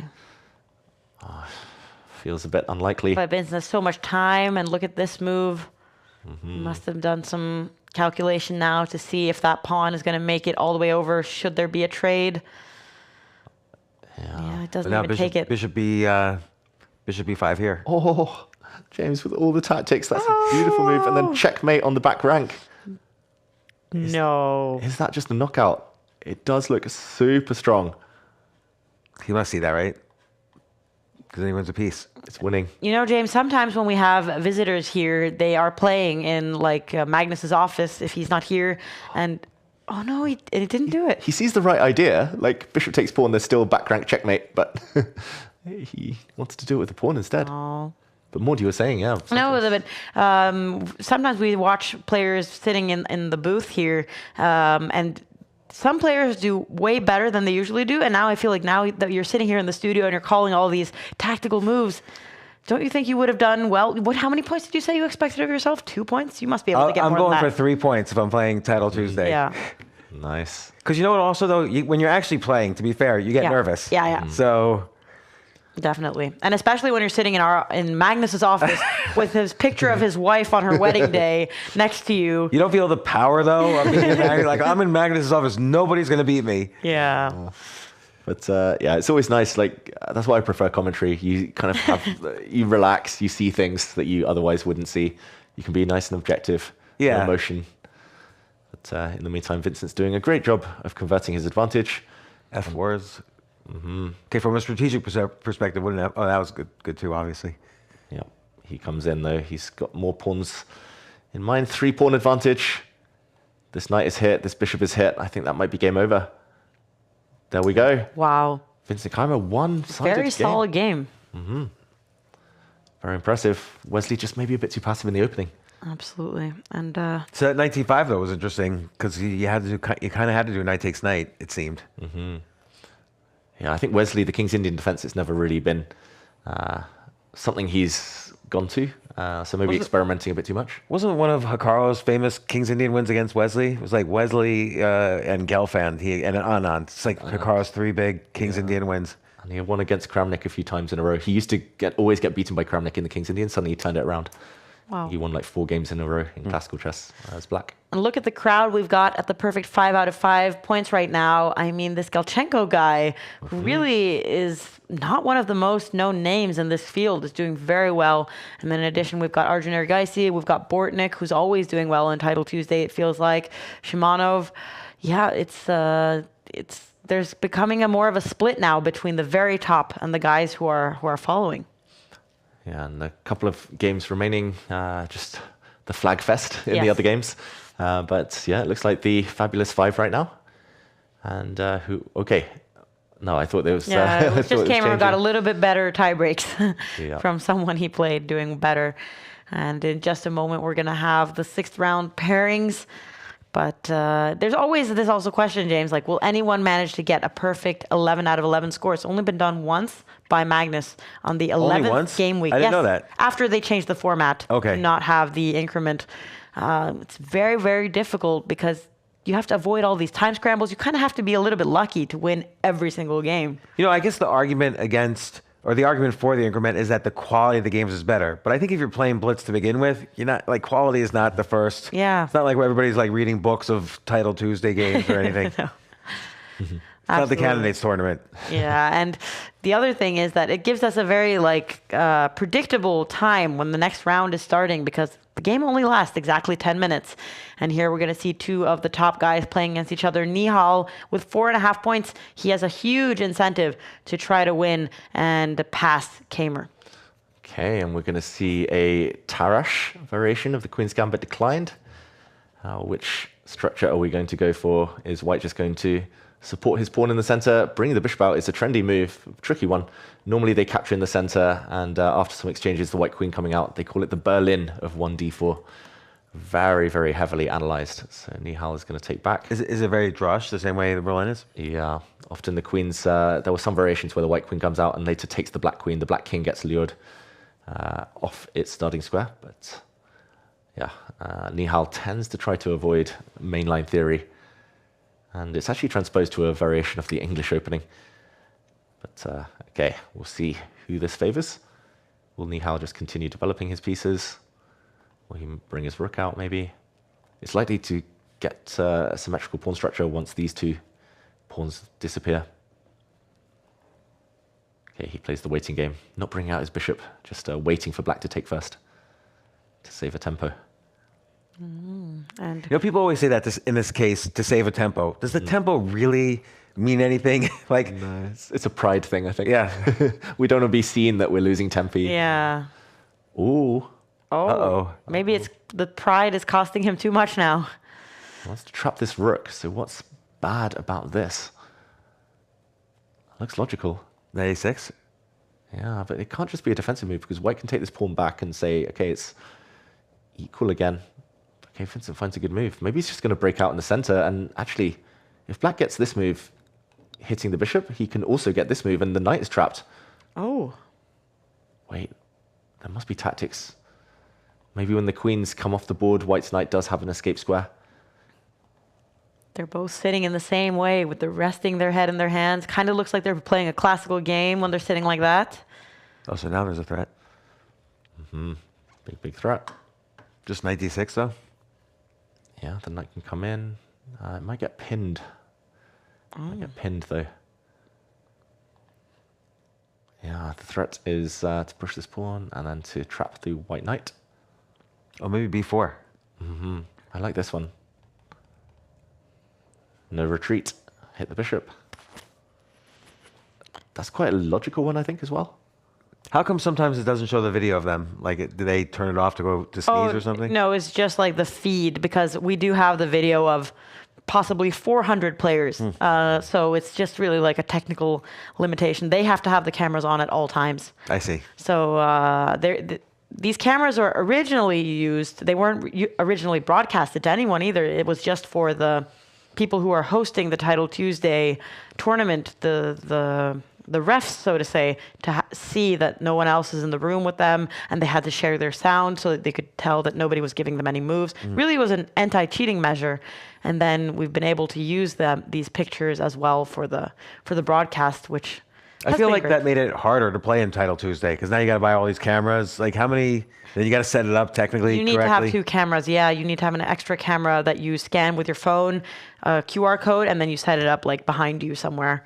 So yeah, they take anti-cheating very seriously. So I don't think you'd be able to use Deep Blue in this tournament without getting caught. I'm innocent for 34 years now. So When was the first time you admitted that to someone? I wrote it in New in Chess actually about a couple years ago. Okay. So until then, it was a deep secret. Wow. I thought this was like an exclusive that we were getting here Yeah, in Title Tuesday.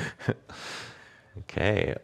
Very interesting position. Like a lot of pieces concentrated on the queen side. This bishop can be captured at any moment. No rush though. Slightly annoying pin.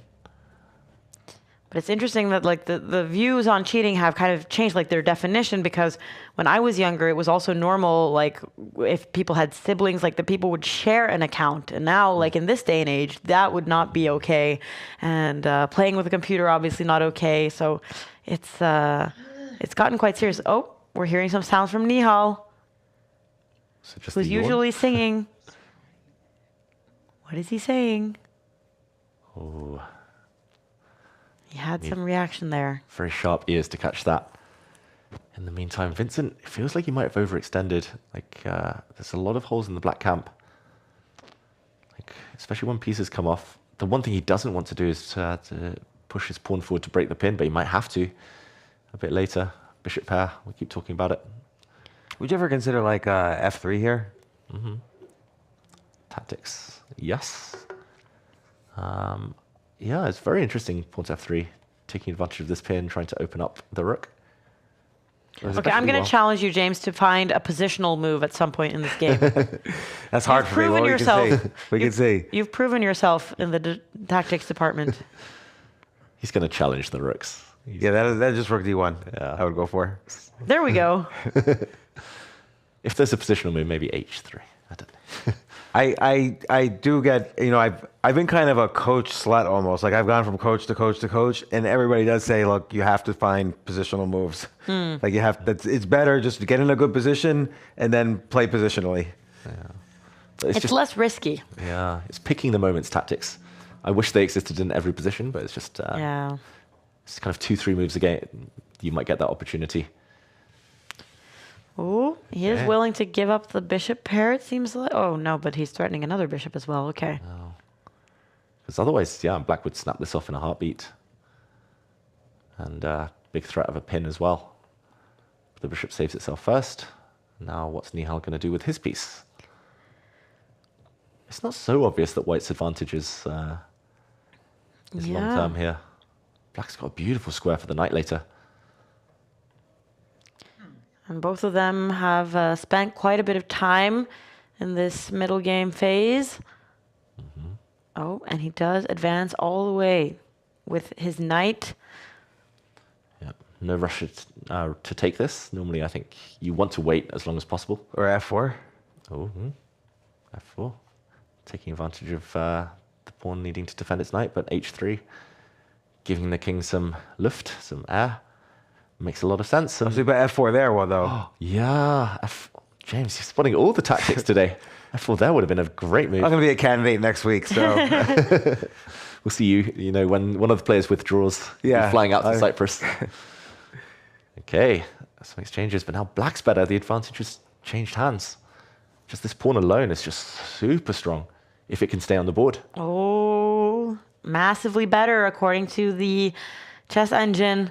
And Vincent, he has almost the same amount of time as Nihal now. He was a minute down earlier. So Nihal has been spending a lot more time as the game has started to go into Keimer's favor. Yeah, now knight takes pawn. There are tactics on the board. The black knight would come and hit the white rook. The white rook would be forced to step just to defend its knight. Knight e4 then? Oh, no, I can't do that. Yeah, maybe knight e4, but also just a pin on the D line. Oh, we're going to see this, and Nihal gives up the exchange. Desperation. And another pawn. Niemann is back on track. He's at 5 out of 6 points now. He has managed to make a comeback after his loss that we did see here on our screen. Vincent's a huge favorite with the time situation. Rooks are so easy to move around in a time scramble. Yeah, Nihal spending so much time into this position here. Surely has squandered a lot of his chances. Okay, he's pawn hunting though. I don't like what Vincent Keimer did. Like, why allow an exchange on this square? Like, the bishop was a decent piece. The knight wasn't amazing. Now he's got isolated pawns. Has he become too fixated on the clock, Vincent? Maybe, but maybe that's How just a come great black strategy. never goes for the rook takes a3? Yeah, I think he's waiting for the right moment. But yeah, his rook was too passive. I agree. He should have done that 7-8 moves ago. In the meantime, black is now apparently winning. If the white bishop ever moves, the rook is getting in. Oh. White is just totally stuck. Okay. But still, they're both down to almost 30 seconds. Could be a time scramble, but now this rook is trying to get through and get grab of the pawn in front of the king. That seems like it almost. Yeah. Yeah. It's almost like a Sudoku puzzle, how to get that rook in the correct position. Exactly. The white king is just defenseless. Oh. Oh, Wait. How there is he a getting miracle out? draw? What? Oh, wow. And they repeat the position. wait, What was could going he on? not get out of that? What? King h7? I don't understand. Me neither. Yeah. Why wouldn't you just get out of that check? Maybe stepping to this Oh, square. and rook takes pawn maybe? Yeah. Yeah, and then move the king forward on the But next king check. h6, rook h8, and then king g7. Yeah. He had a way out. Wow. Okay, will we see a perpetual check here? White's a rook down. Will Fedosseyev flag Duda? He's not going for the draw. Oh, look at Duda. Or is he? Duda looks so upset. We've seen Duda curse before and gets flagged. Oh, and there's some curses coming here as well. Sadly, we cannot hear them right now, but we can see it on his face. Yeah. And we've heard him say it before. I won't repeat it. But he's not one to keep quiet when he's upset with results. And that's Polish. yes. And that does mean that we only have 2 guys on the perfect 6 out of 6 so far, and that is Bortnik and Arjun Ergaisi. They are the only 2 who have won all of their games. Oh, I see that Håvard Haug, the Norwegian hope, the Norwegian youngster. I think he is maybe 15, 16 years old. Very impressive with 5 out of 6, actually in front of Hans Niemann there, who also has 5 points. But it is up to the 2 players with 6 points to see who will remain at the perfect score. Okay, Arjun Ergaisi against Alexander Bortnik. We see a d4 opening and interesting invitation asking Arjun here just to step forward and take the center. We could have seen a Pietz or a Philidor defense. Or maybe we'll still see that. And yeah, interesting. Both players playing very flexible stuff in the opening. Looks like a Philidor is incoming. If white and black both step forward. There we go. Bortnik's got such a well-defined opening repertoire. Like, he's got a blitz repertoire that he knows inside out. This is, yeah, back in the day when I was playing actively, this was frowned upon for black. It's just a bit passive, not too ambitious, but now it's regarded as a good way to keep all the pieces on the board and to actually play for a win. And Eric, What would guys? you do as black? Like, what's the strategy? Yeah, to expand on the queen side, I think there's two plans. If white tries to stop any expansion, then black fixes the queen side, takes off the pawns in the center and gets a nice strong knight on the c5 square. If not, then black often slowly advances. And here we go. We might see that plan. There's two ideas And here. do you agree with the computer seems to like this because of the like computer seems to always favor space. And so do you agree with what the computer says here? I rarely disagree with the computer these days. But yeah, I think it's required to go a bit deeper, to dig very deeply into this type of position to understand the plans.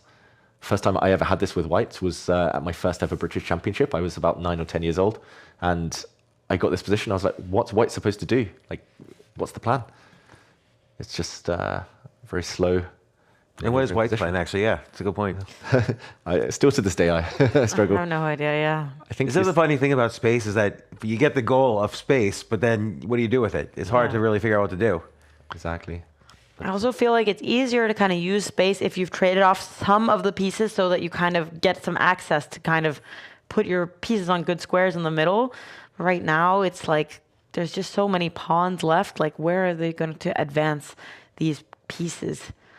But Arjun playing very quickly so far, at least. I mean, when you have a lot of space, at least you can make quick moves because you can just kind of, you have so many places to put your pieces. So many options. Yeah. The cramped side tends to have fewer alternatives.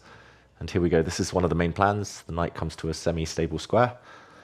Put some pressure on the center here on white's pawn. And you're going to try to do bishop e6 just to trade some pieces? Trade some pieces, alleviate the space problem. Maybe a rook in the center as well will add pressure. Yeah, it's very flexible for black, but Arjun's slowed down for the first time now.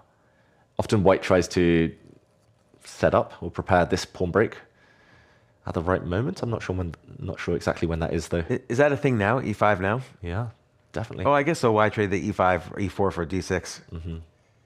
You could argue that they're kind of as weak as each other, but yeah, why not build up first? All white's pieces look so beautiful, but where to go? Black does play that move you mentioned, getting rid of the bishops. Maybe the bishop should drop back, not sure. There we go. Keeps the pieces on the board. And okay. I would kind of be scared here for white, actually. Like, it feels like white's goal is to just hold on to this space, and black could just keep poking. I agree. And okay, that's why he tries to change the pace of the game, Arjun. He does trade off these central pawns, so their tactics. This is very awkward for black. But maybe he can just sidestep with his queen at some point. Maybe just back up his knight with his other knight.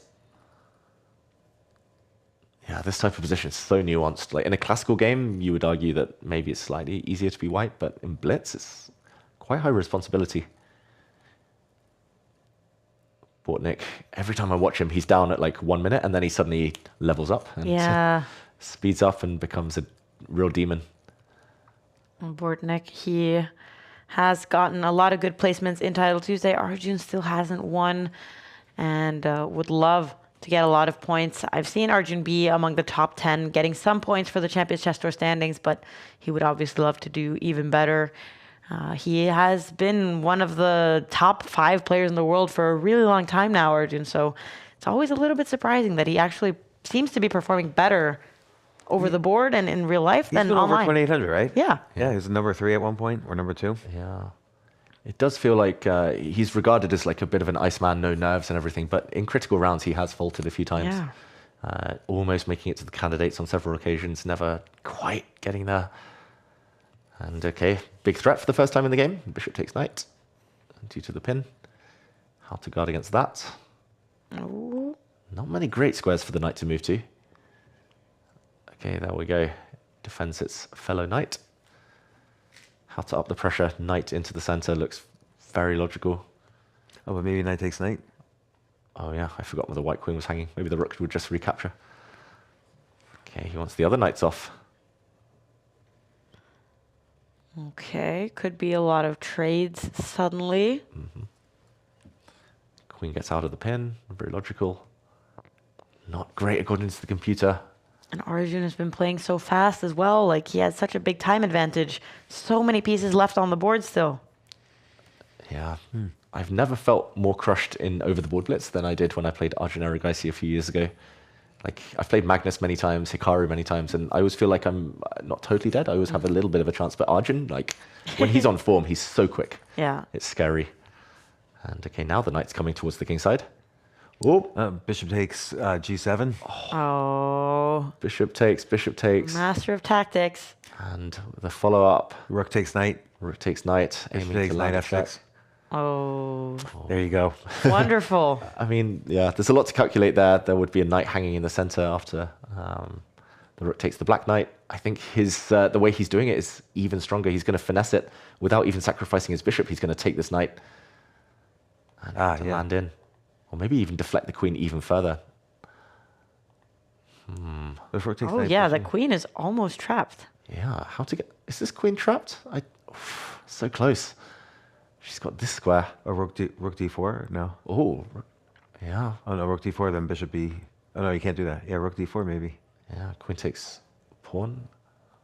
Bishop D3. Yeah, it feels like he's hunting the queen Knight F6. successfully. Oh, but he's maybe didn't find the best move there, but he is kind of prioritizing playing quickly to pressure Bortnik still on the clock, which is also a very important aspect when they're playing without increment like they are here. And James, I don't normally do this, but I turned on the computer and rook to d4, winning move. Oh, yeah? Oh, Best wow. move. Interesting. Again, you found it.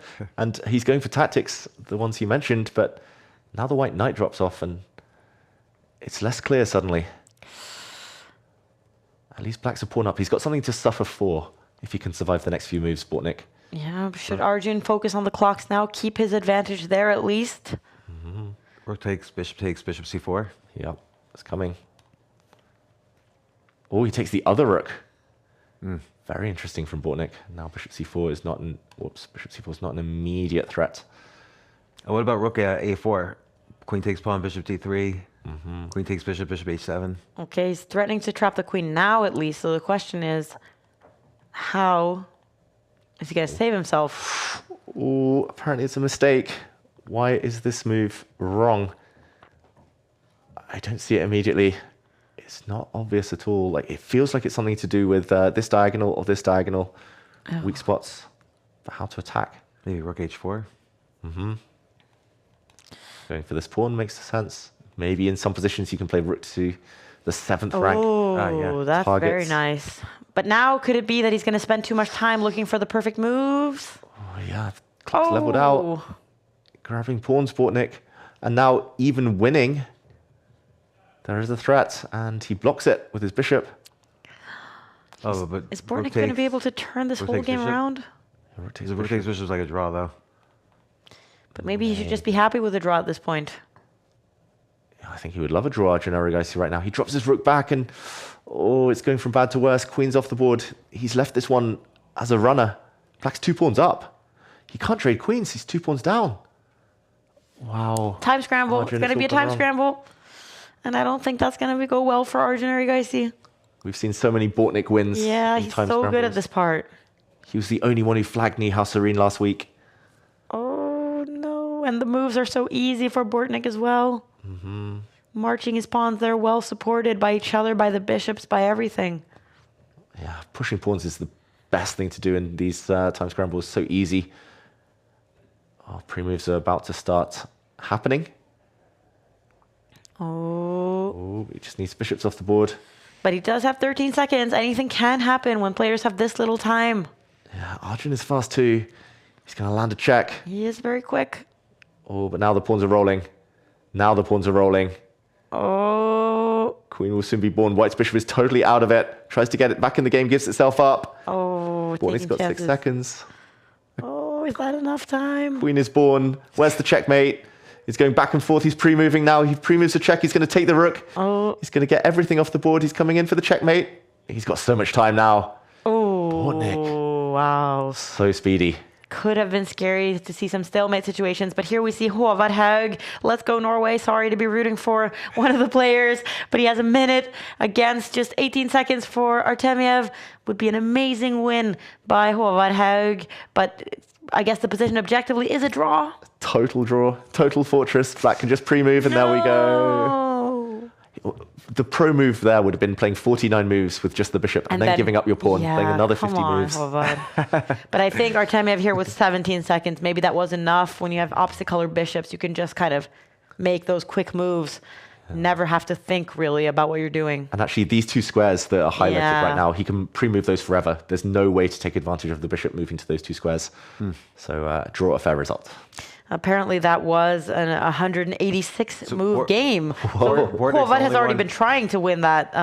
So he did his best, but Bortnik, the only one at 7 points now. Bortnik in the lead alone. And it is Rasulov from Azerbaijan. He is the closest one with 6.5. And then there's a huge field of players with 6 points who would love for somebody to stop Bortnik. And let's see if Rasulov could be... This is not Rasulov, this is Terry. Let's see if we can get the correct cameras there. But we do have a camera of Bortnik now. Seems like he's in a good mood with a perfect start to this tournament so far for him. So what's to stop someone like Bortnik from pursuing classical more? Like, is it just that his skills are for blitz, or he doesn't get invited to the tournaments? Like, why isn't he getting invited to the big classical tournaments? Yeah, that's a good question. I guess you can ask that of many players around the 26 to 2650 mark. I know Bortnik specialized in blitz ever since he was young. I remember playing him back in the ICC days, where I thought I was young, and then I started playing against this person with 96 in their title, and I was like, wait, this kid is very quick. I mean, I was there myself. I was always between 2650 and 2710 for, what was it, 9-10 years, and I never got invited to a closed tournament once. I never. And what do you think? What do you think that is? Like, do you need to sort of hang out with the organizers more? Like, is it a psychological thing? Nepotism does exist, definitely. I mean, there's so much competition nowadays. Now it tends to be the players who have the connections, or the federations give them the backing. Yeah, Norway Chess, for example, like they often had a focus on inviting a player from Norway or from the Nordics, having some kind of qualifier to see like who gets that final spot. That's not going to be like the top player, but even they have moved towards a direction of, we just want the top guys. That's what brings the eyeballs to the chess tournament. But I guess like immediately when you're not in the top 10, top 15, it's very difficult to be invited. Yeah, and I mean, if we think about Ukraine for Bortnik, they've got so many strong players, both historically and even now. They've got some really great young players. So, but he's created some notoriety by winning these Title Tuesdays. Yes. Absolutely. And his goal now is to qualify for the Esports World Cup, which in that sense, like when we do have these kind of qualification systems, then we'll see some of these players like Bortnik, like Lazovic, for example, who also hasn't really, as far as I know, been invited to these top tournaments, but he's constantly doing very well. It's amazing because he was a World Blitz Championship, right? A champion, right? Or a Rapid, one of those. Yeah, some of these like very young champions, like they're not able to be invited to these top tournaments because the top 10 has remained the same for so long. Yeah. But these qualifying methods, they enable some of these other guys to play. Yeah, and it's a choice as well. Like, would Bortnik rather be his own boss, where he can stream at home anytime he wants and earn hopefully enough to make a decent living? Or do you go to tournaments 2 weeks at a time where there's no guarantee, where often you have to pay your own way? It's FIDE World Cup, for example, where you might set aside many weeks of your life to play something and then you get knocked out. That's right. I've been there too many times. Oh. In the meantime, this opening was a Jabava London system, something that Bortnik has become known for. He's done several video courses on the opening with his good friend Daniel Naroditsky. And from that, it looks now more like a Queen's Gambit. And okay, this trade in the center that's likely to occur will lead to... What happens there on symmetry. E5? Am I missing? Yeah, I don't know what you're missing there. Pawn takes, bishop takes, b5. Yeah, I'm not sure whether queen trade will first do anything. Maybe the idea after pawn capture is queen takes queen, rook takes, and the knight coming back to take this pawn. We'll find out the answer to your question, James. Yeah, bishop takes pawn would have been a nasty fork. Oh, we hear some singing. Finally. First time today. Maybe black's going to throw away this pawn to try and damage the white structure. Nope. Erigaisi, he's on a tilt. He just lost the second game in a row. He gets checkmated. Blunders massively after losing previous game against Bortnik. Very painful for Erigaisi to go from being on top of the leaderboard. Now it's going to be a lot to catch up now. Just 25 moves, and the Black King ended up on the H4 square in that game. Jeez, that doesn't sound good. That was not good. We often play, King James. 7 you were playing. If I play, I will play King 7. Guess the game. Guess the song. Black. And I couldn't recognize what that song was. We need more. Something about comeback. Maybe B5. Castle. Surprise. He was saying for sure his opponent would put the king in the center, where it kind of belongs, especially with queens off the board. But now white has a small advantage due to the fact the black king is probably a bit offside in any races. A bit later, it takes ages to get back into the center. White is the one with targets in mind. Rasulov majorly up on the clock still going into this endgame. Question is, will it matter that much? Yeah, I wasn't sure of Bortnik's decision to start trading these rooks. It feels like he was slightly ahead in piece development. Maybe he should have been accelerating the play, going forward with his knight, trying to improve his bishop. Does this look very drawish to you? Yes. Yeah, I'm trying to find ways to get excited here. But if the black king gets into the center, which it will now, or will soon, feels like everything's covered. I think I'd slightly pick white, just like the evaluation bar says, because it feels like white is risking less. But now the black king is coming to cover the dark squared weaknesses. Or so it seems. King across, the white knight's going to infiltrate with a check. Rasulov, I grew up playing against him many times, and he's super solid. He tends to be very good in these types of positions.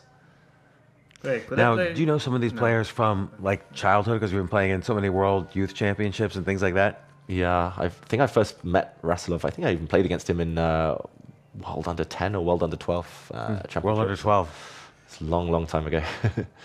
And he's always been very steady. Like he never kind of made it into the 2600s or never made it as a star on the Azerbaijan team, but he was always very well respected, very principled, hard to beat. Okay, this is an odd configuration of knights. Yeah.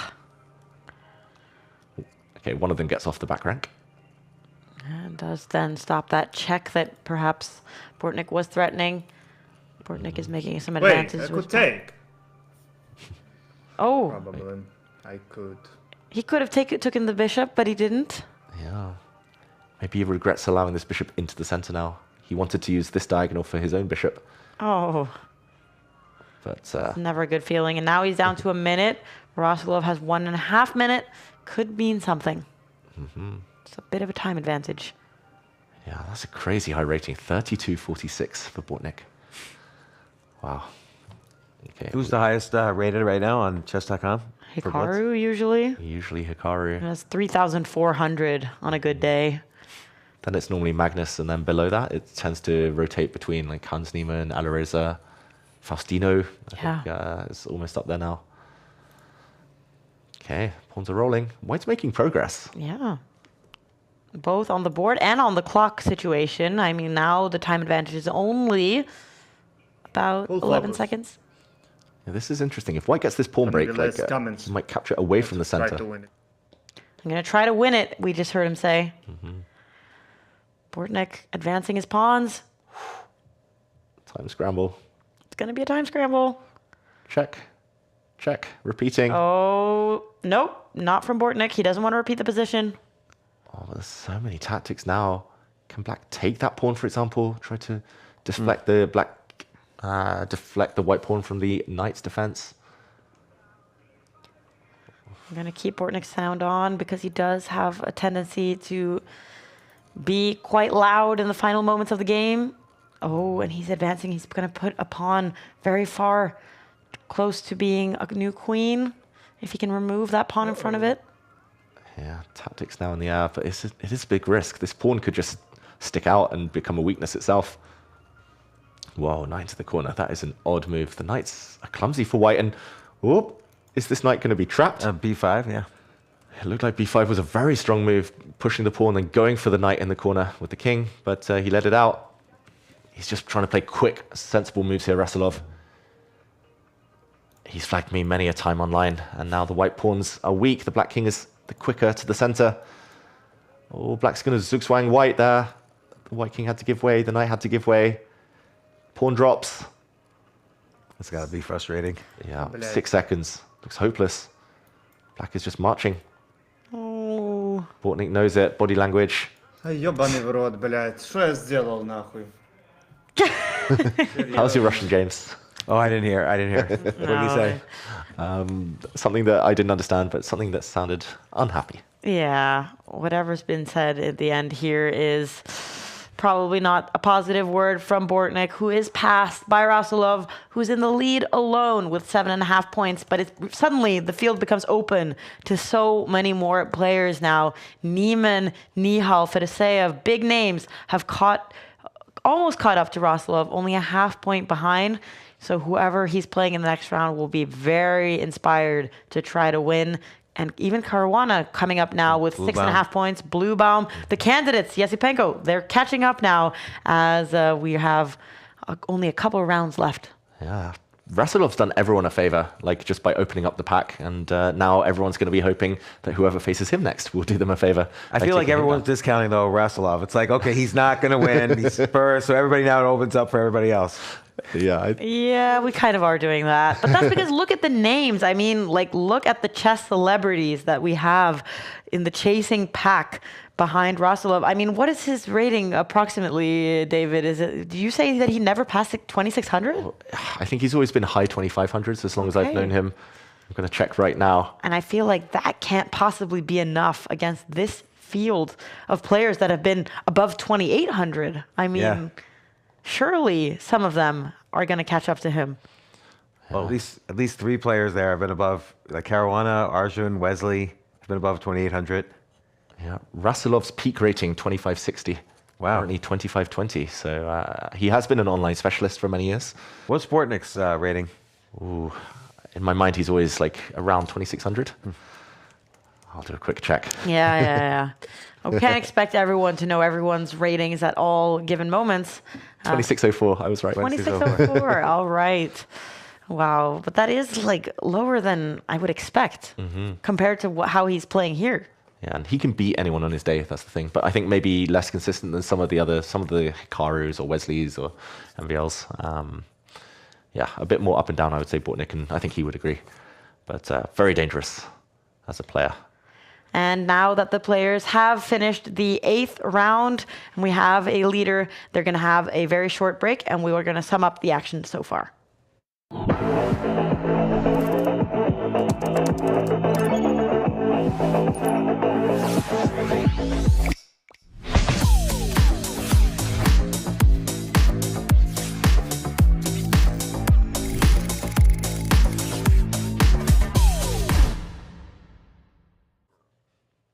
All right. And with only 3 rounds remaining, David, who is your favorite if you have to pick someone here? Yeah, we always do this, right?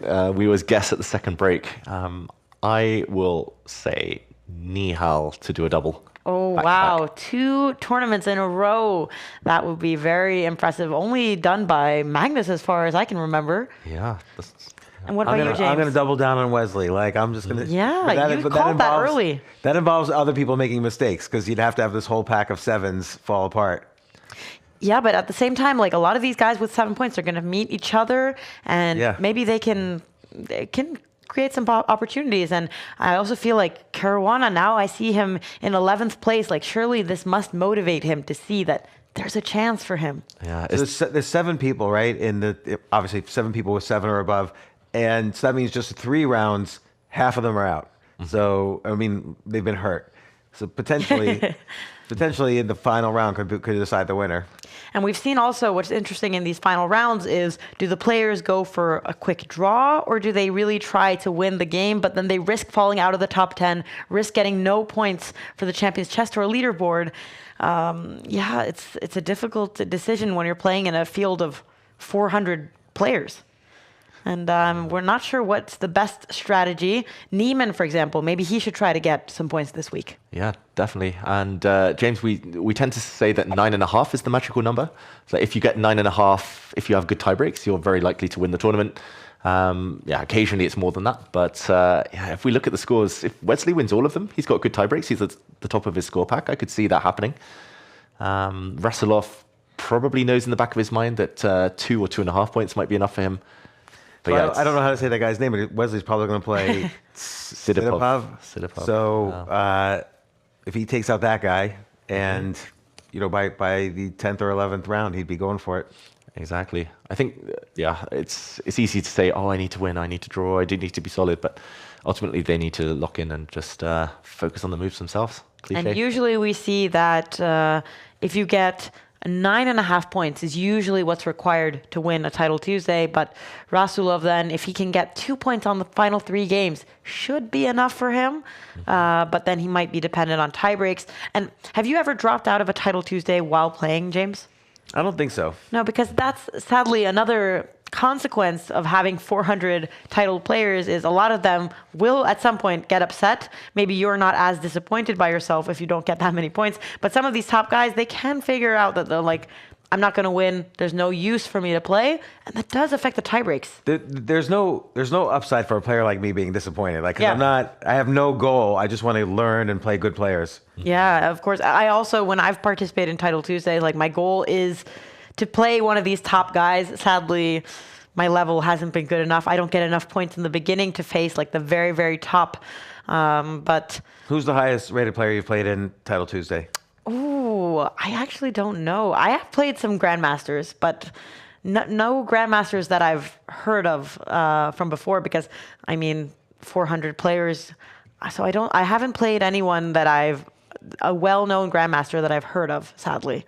What about you, David? You've faced all these I've top lost guys. to Magnus. I've lost to Hikaru. I've played most of the What's top the closest guys. you've had to winning?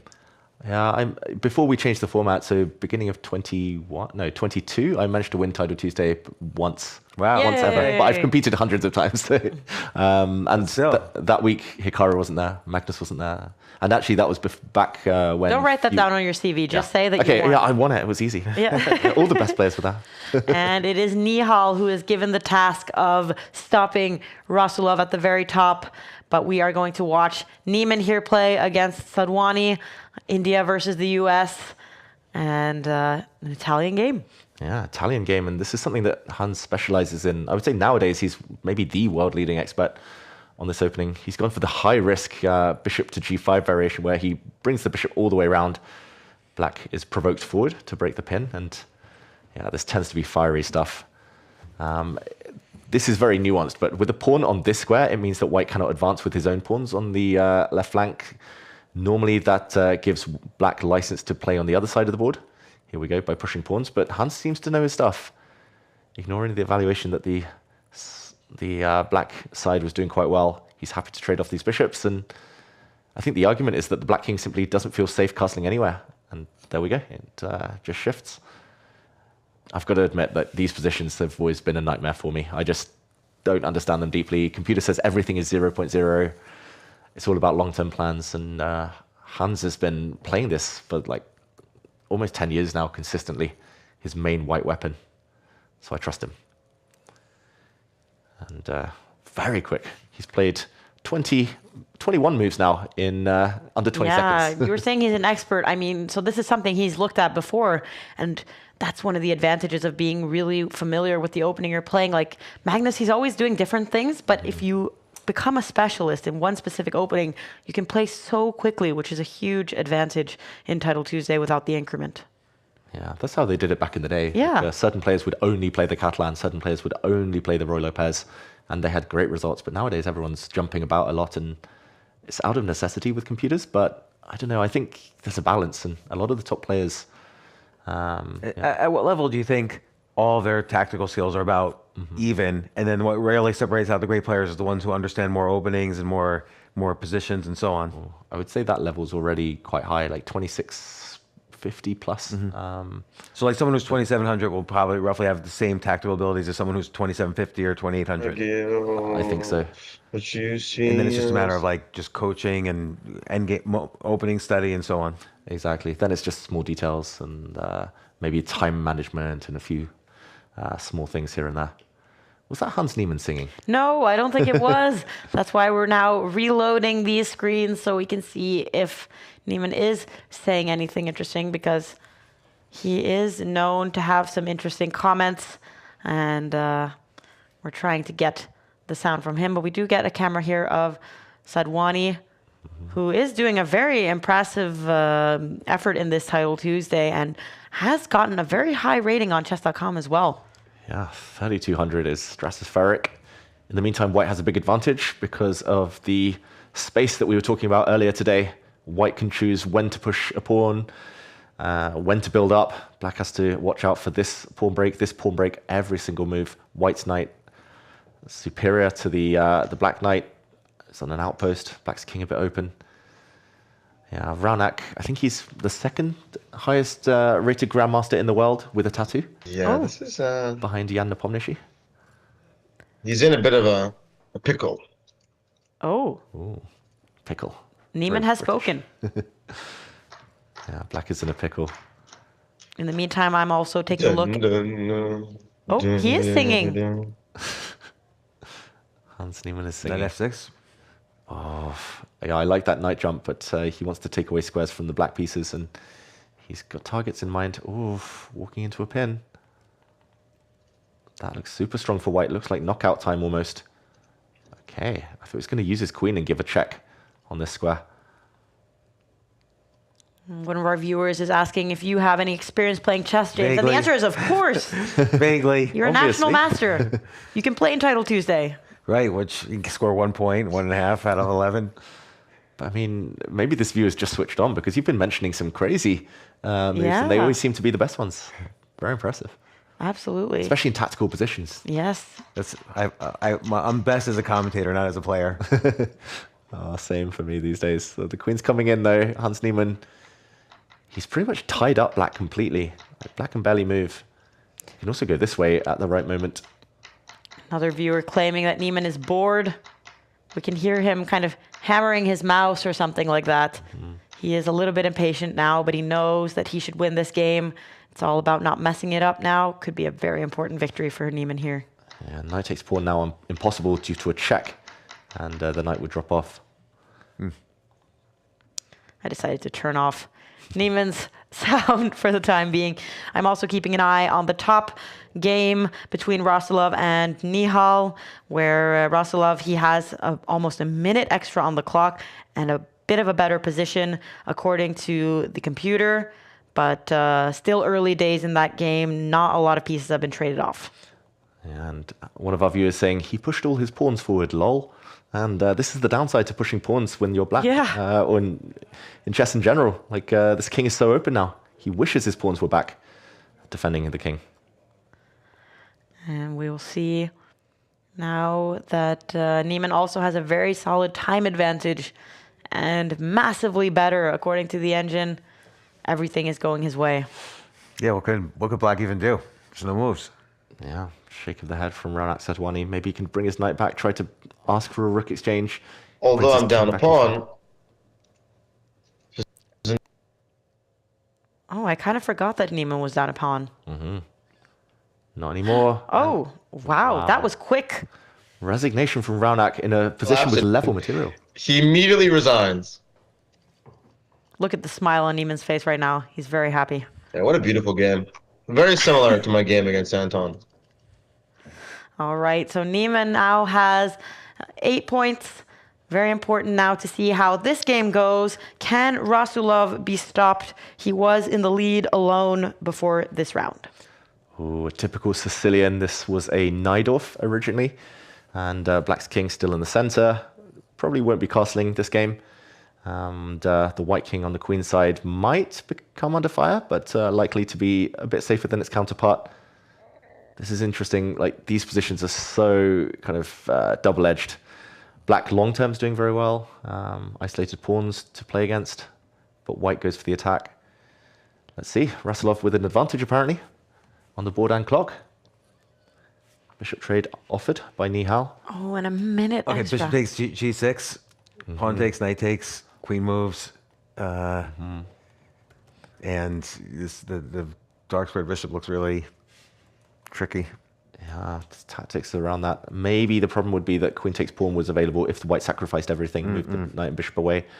But it's definitely in the air. I totally agree, James. Like, something's coming. Something's brewing towards that black king. And normally it does take a sacrifice to crack open the defenses. And there we go. He plays it for better or worse. Okay, piece up for black, but really, really shaky king position. He moves it out into the open. He wants to trade off the rooks. Yes, you can't do rook G1. That would just allow a bunch of exchanges. He drops the rook back instead. Okay. Rook takes bishop. Oh no, it doesn't do anything. Not yet, but maybe soon. There are knight jumps in the air. I don't know if this can be calculated. Maybe he does just allow the rook exchange on his own terms to bring a pawn. Queen E5 maybe, and then if rook takes rook, queen takes the other rook. It's very tactical now. And we can see that it's evening out on the board, but what about the clocks? Yeah, white has two protected pass pawns, connected pass pawns in return for the piece, so good compensation. Oh, he's giving up one of them though. Did he see that? He missed this. Oh, this is where Nihal always turns it on and Yeah. goes into turbo speed mode. Look at his eyes. He's very awake, very aware. He's on the hunt to catch up to Rasulov. Black's now a full bishop up, blocks the check. This was missed by Rasulov, who has to go back into the center. Oh, it still looks scary for black, but extra piece. A bishop is a bishop. Holds everything together. Can offer a queen exchange. There we go. He's trying to bully Rasulov there. He's gained time on the clock now. He's up on time, Nihal Serene, and up on pieces. Surely now. Surely he's going to convert this. Rasulov needs a trick. Just anything now. 14 seconds. Oh. What do we think? Unlikely. I think Nihal is the speediest of them. He's hung his queen. Rasulov hung the queen to the rook. Oh, look at his face. This is Rasulov we're hearing. Frustration. He's The playing pain. on. The pain in his voice. Yeah, minimal hope now. 6 seconds against 9. Oh, that's a nice one with the pin. That's it. The rook is trapped. Game over. Oh. And Rasulov runs out of time. Oh, look at his expression. Oh, the leader gets taken down. No longer in the lead. Well, I guess you were right to discount. Well,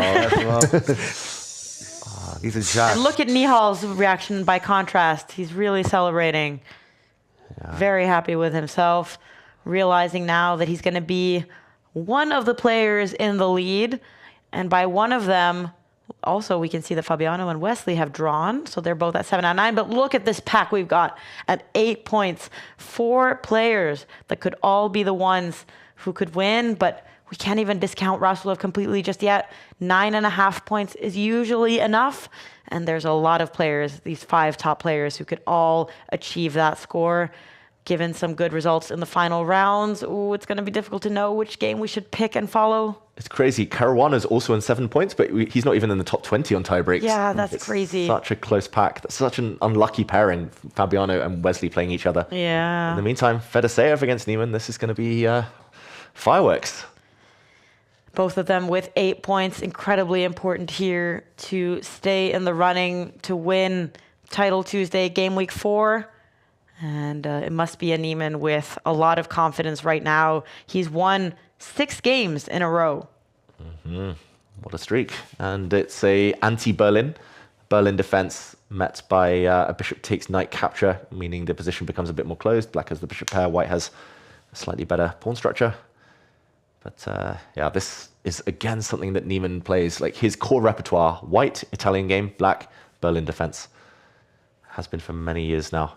He seems really comfortable with getting his bishop on g3, just like blocked in by all the pawns. Yeah, he's playing against the bishop, so he definitely knows Oh, the right. structures. He's playing black side of this. Yeah, but I mean, with white and black, he plays this exact opening. So you're right, James. Like He knows these structures inside out. And okay, slightly better for white, maybe because there's a hole in the black camp now, an outpost for one of the knights to land on. If it gets captured on its way this night, then white will take back with a pawn, open up a nice line for the rook. Yeah, so maybe a bit of a misstep from Niemann to push these pawns so early. And if he castles the other way with the king now, white will explode it on the queen side. Explode that left flank. And Fedoseev, I remember what surprised me so much last year about the Esports World Cup was that he was qualified. Yeah. And then he wasn't able to play. And the Esports World Cup, I don't know if you've seen this, James, it's some of the biggest prizes, cash-wise, in chess. Well, what's the prize? Like the person who got last place, I believe it was $55,000. Yeah. Yeah. Wow. All right. And then he just said no. Like he said, "Oh, I can't make it." Yeah. I could not understand what, and I've never gotten an answer to it either. So I'm always just like Fedoseev every time. Like if I can ask him about that later, maybe I will. If we get the opportunity to talk to him and he wins the tournament, because $55,000. Yeah. That's Yeah, not pocket well, change. I bet you it's always relationship issues. I'm going to just call it right there. Okay. All right. Yeah. You heard, we have that speculation. Anyways, Fedoseev, he was very disappointed probably to not be able to play in the Esports World Cup last year. Certainly a goal for him to make it this year. But he hasn't been up there in too many Title Tuesdays. And this Knight Title takes pawn Tuesday here. might be going wrong. Yeah, knight takes pawn. I was really shocked he went this way with his knight earlier instead of towards the right flank where there was a perfect outpost. Hans Niemann jumping the other way. Bishop takes knight was impossible due to queen takes pawn check. Now the white queen's trying to provide protection, but this looks so scary suddenly for the white king. Hans in total control.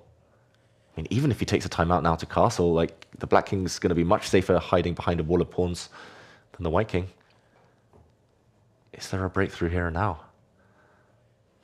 Faustino Oro also at 7 points in addition to Fabiano and Wesley. So just says something about how difficult it is to do well in this field. Like all these top guys that we've been following, both Fabiano and Wesley, obviously top players in the world in classical chess as well. Fabiano going to the candidates next week.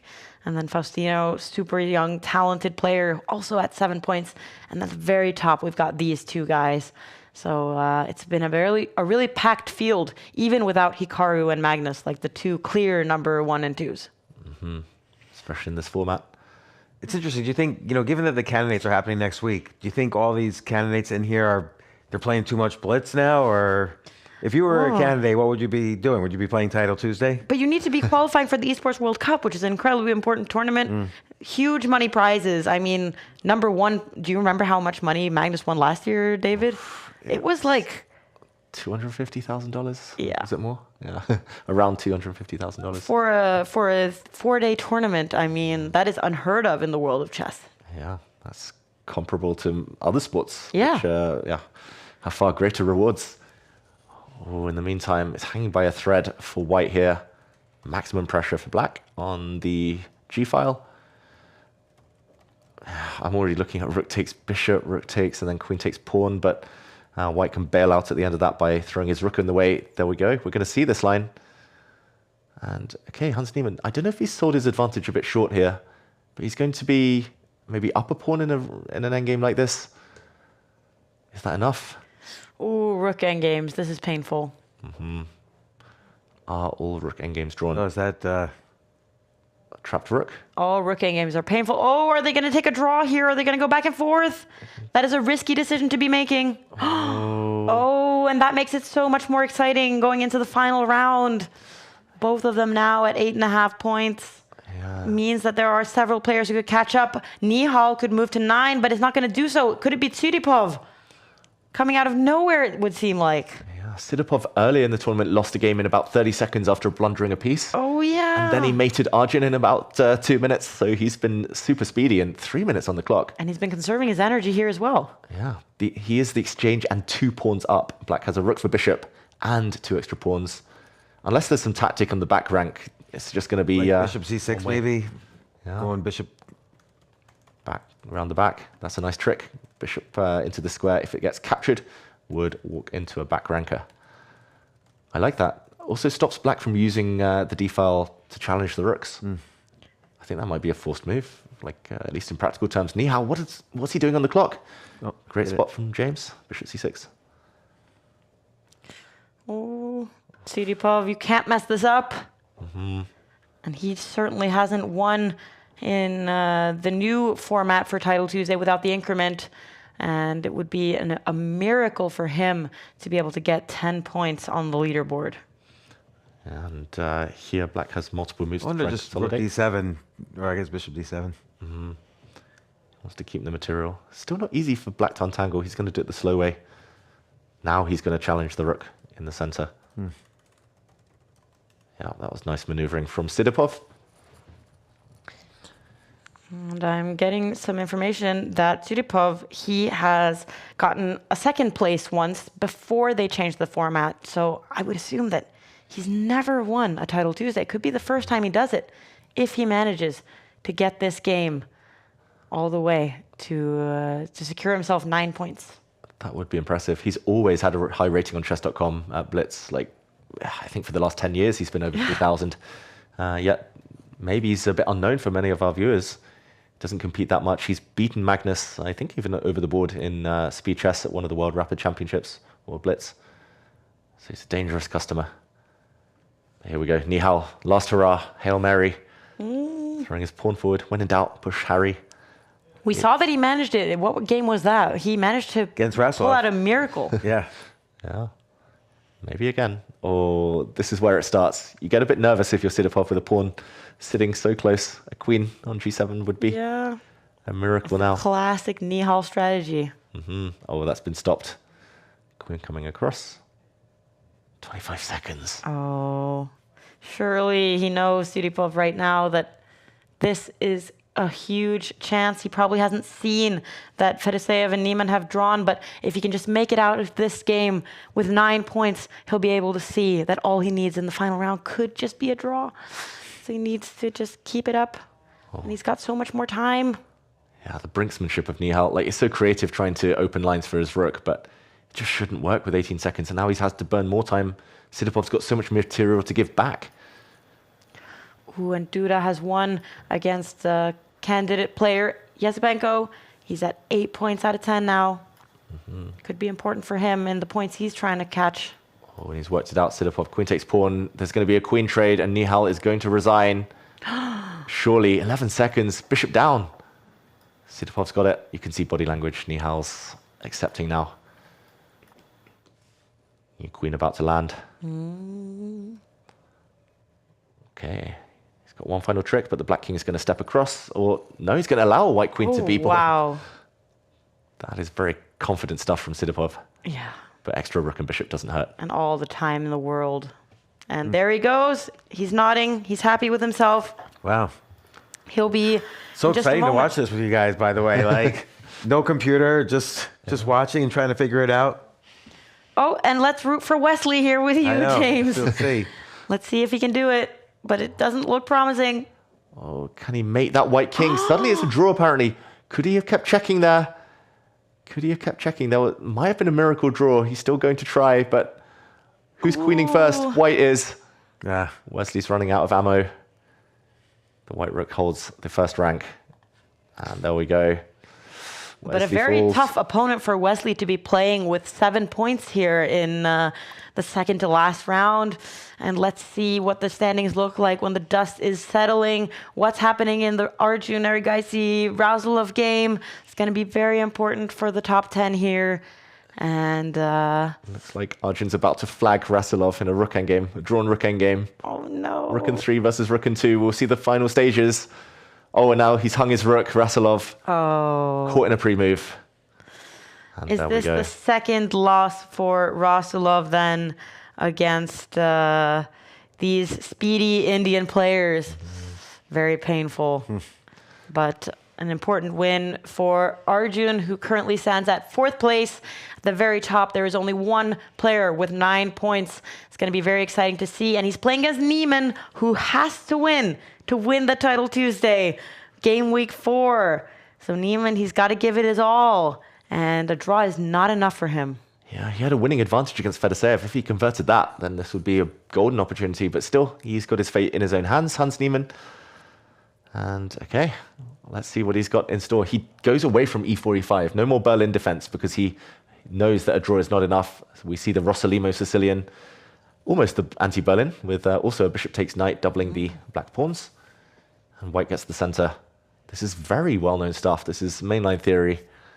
This is not a pawn sacrifice. If pawn takes pawn, there would have been queen trade, and black would have won this pawn in the center. Yeah, this is provocation, though. Niemann has taken the bishop pair, and I quite like this this approach in a must-win situation. But Sidipov knows his stuff. And we do have Fedoseev. He is playing against Nihal. Fedoseev with 8.5 points. If he can win, he suddenly also... Oh, sorry to be interrupted by you there, Niemann. Sidipov looks really calm. Sidipov, like, the reason he's so good at blitz, and I think a good tip for everyone at home, like if they want to specialize in blitz, is just focus on one opening. We kind of touched on it earlier, but he knows, like Hans Niemann said there, Sidipov knows his stuff so deeply. It's not always the best openings, but he knows it better than the opponent. And that gains him extra time on the clock in the early stages. Yeah. And the familiarity with the different nuances of what you can play. It's certainly a lot to be saved. And Niemann, he is being vocal. You know, when you focus on one opening, though, there's so many different possibilities. Like, let's say you focus on playing a certain type of Sicilian as white. There's so many different types of Sicilians you have to be prepared for. And why not, like, why not play an opening just G3, B3, D3, you know, like sort of a hedgehog for white. Yeah. And Just the idea. Essentially, you're kind of, by doing that, you're saying, okay, I'm the better player. Like, we'll just get a position and I'll freestyle and they'll freestyle. And for Hikaru, he plays a lot of G3, B3 blitz because he knows he's the better player. But I think for Sidipov, who feels that maybe others might understand different structures better than him, he prefers to do the hard work, go deep in the theory, and just hope that his hard work pays off. I mean... Is he singing? You never know with Hans Niemann. So it's interesting though. There's this. He tried this sacrifice. Yeah. Oh, that's very. There's some sharp stuff going Why can't on. I take The rook E3 after this. Yeah, he wants to lift the rook. Sidipov is really going for it, which is surprising because he really only needs a draw. Yeah. Probably. There is the case where Fedoseev wins and gets to 9.5 points. Yeah, it's definitely singing. Oh, it's not the best move, apparently. He's singing about the upcoming Netflix documentary. Okay. Big threat, though. I guess the Black Knight can come back to defend the bishop, but if White is able to establish a pin, this looks almost deadly. I'm really surprised Hans didn't block with his pawn on the last move. Stop the white bishop from just standing on a square like this. Wow. But it does say that Niemann is better. Yeah. I would, if I had this position as black, I would be very worried. Yeah. Is 96 the only move? Wow. Oh, maybe queen c6 and just give a piece back. Apparently queen to c6 is the only move for black to be better. There we go. I turned on the computer there. Actually, everything else was almost losing for black. Oh. So he threatens a mate of his own.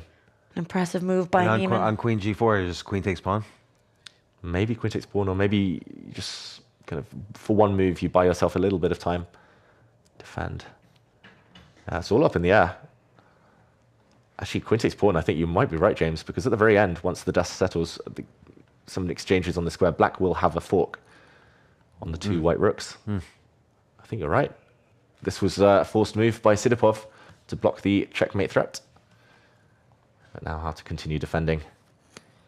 This was the idea of the queen move. He was cutting across the 6th rank. And, big blunder from Hans Niemann. He's dropped his queen. Hans in trouble. Oh, look at him. He's realizing. He's realizing. He's lost his queen. Or is he going to get checkmated here out in the open? It's rook e1. No. Yeah, looks very good. I mean, threatens checkmate, right?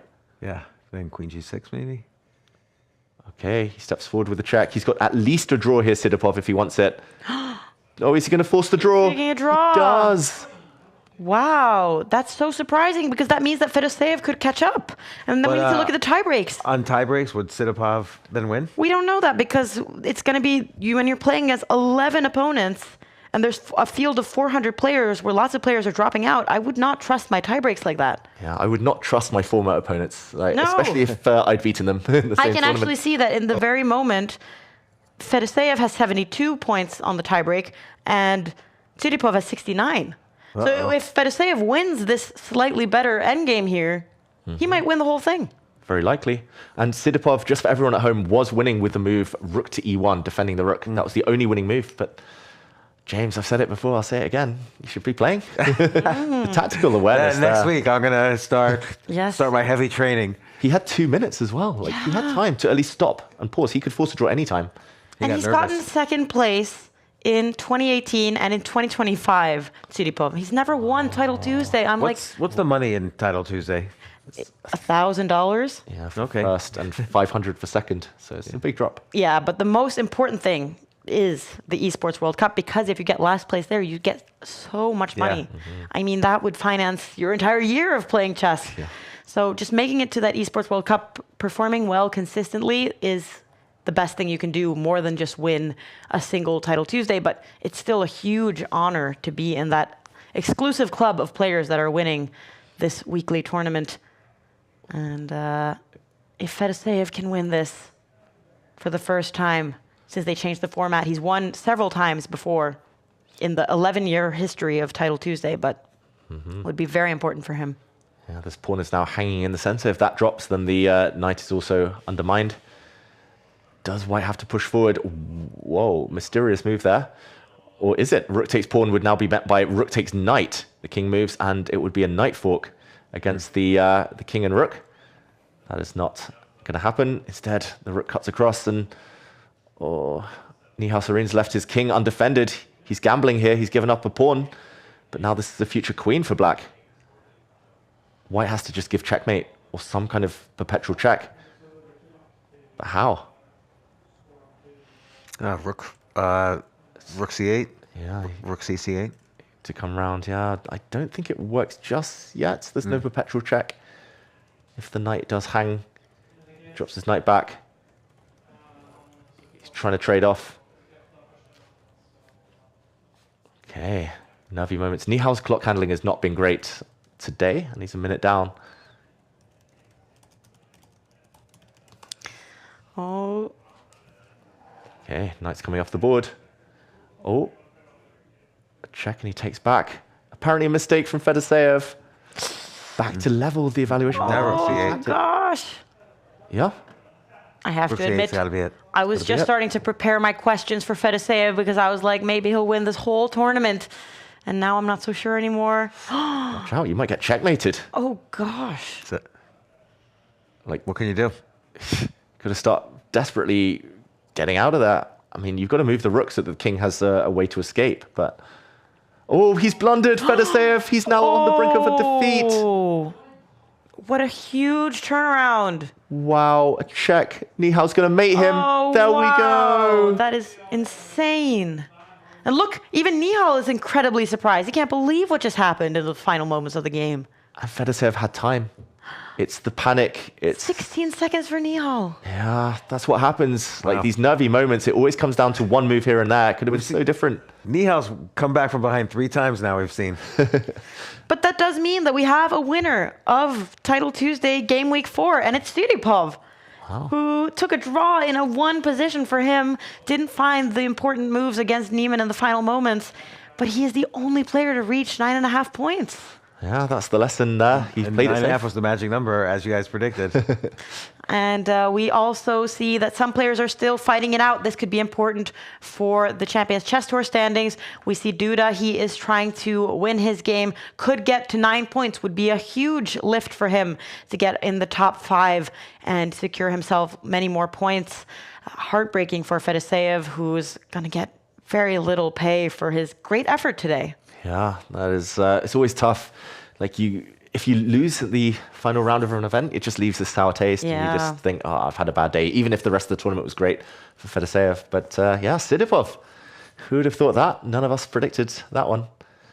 And we are waiting for the final games to play out so we can award the points. Caruana currently in 10th place, but do we expect him to remain there? Nope.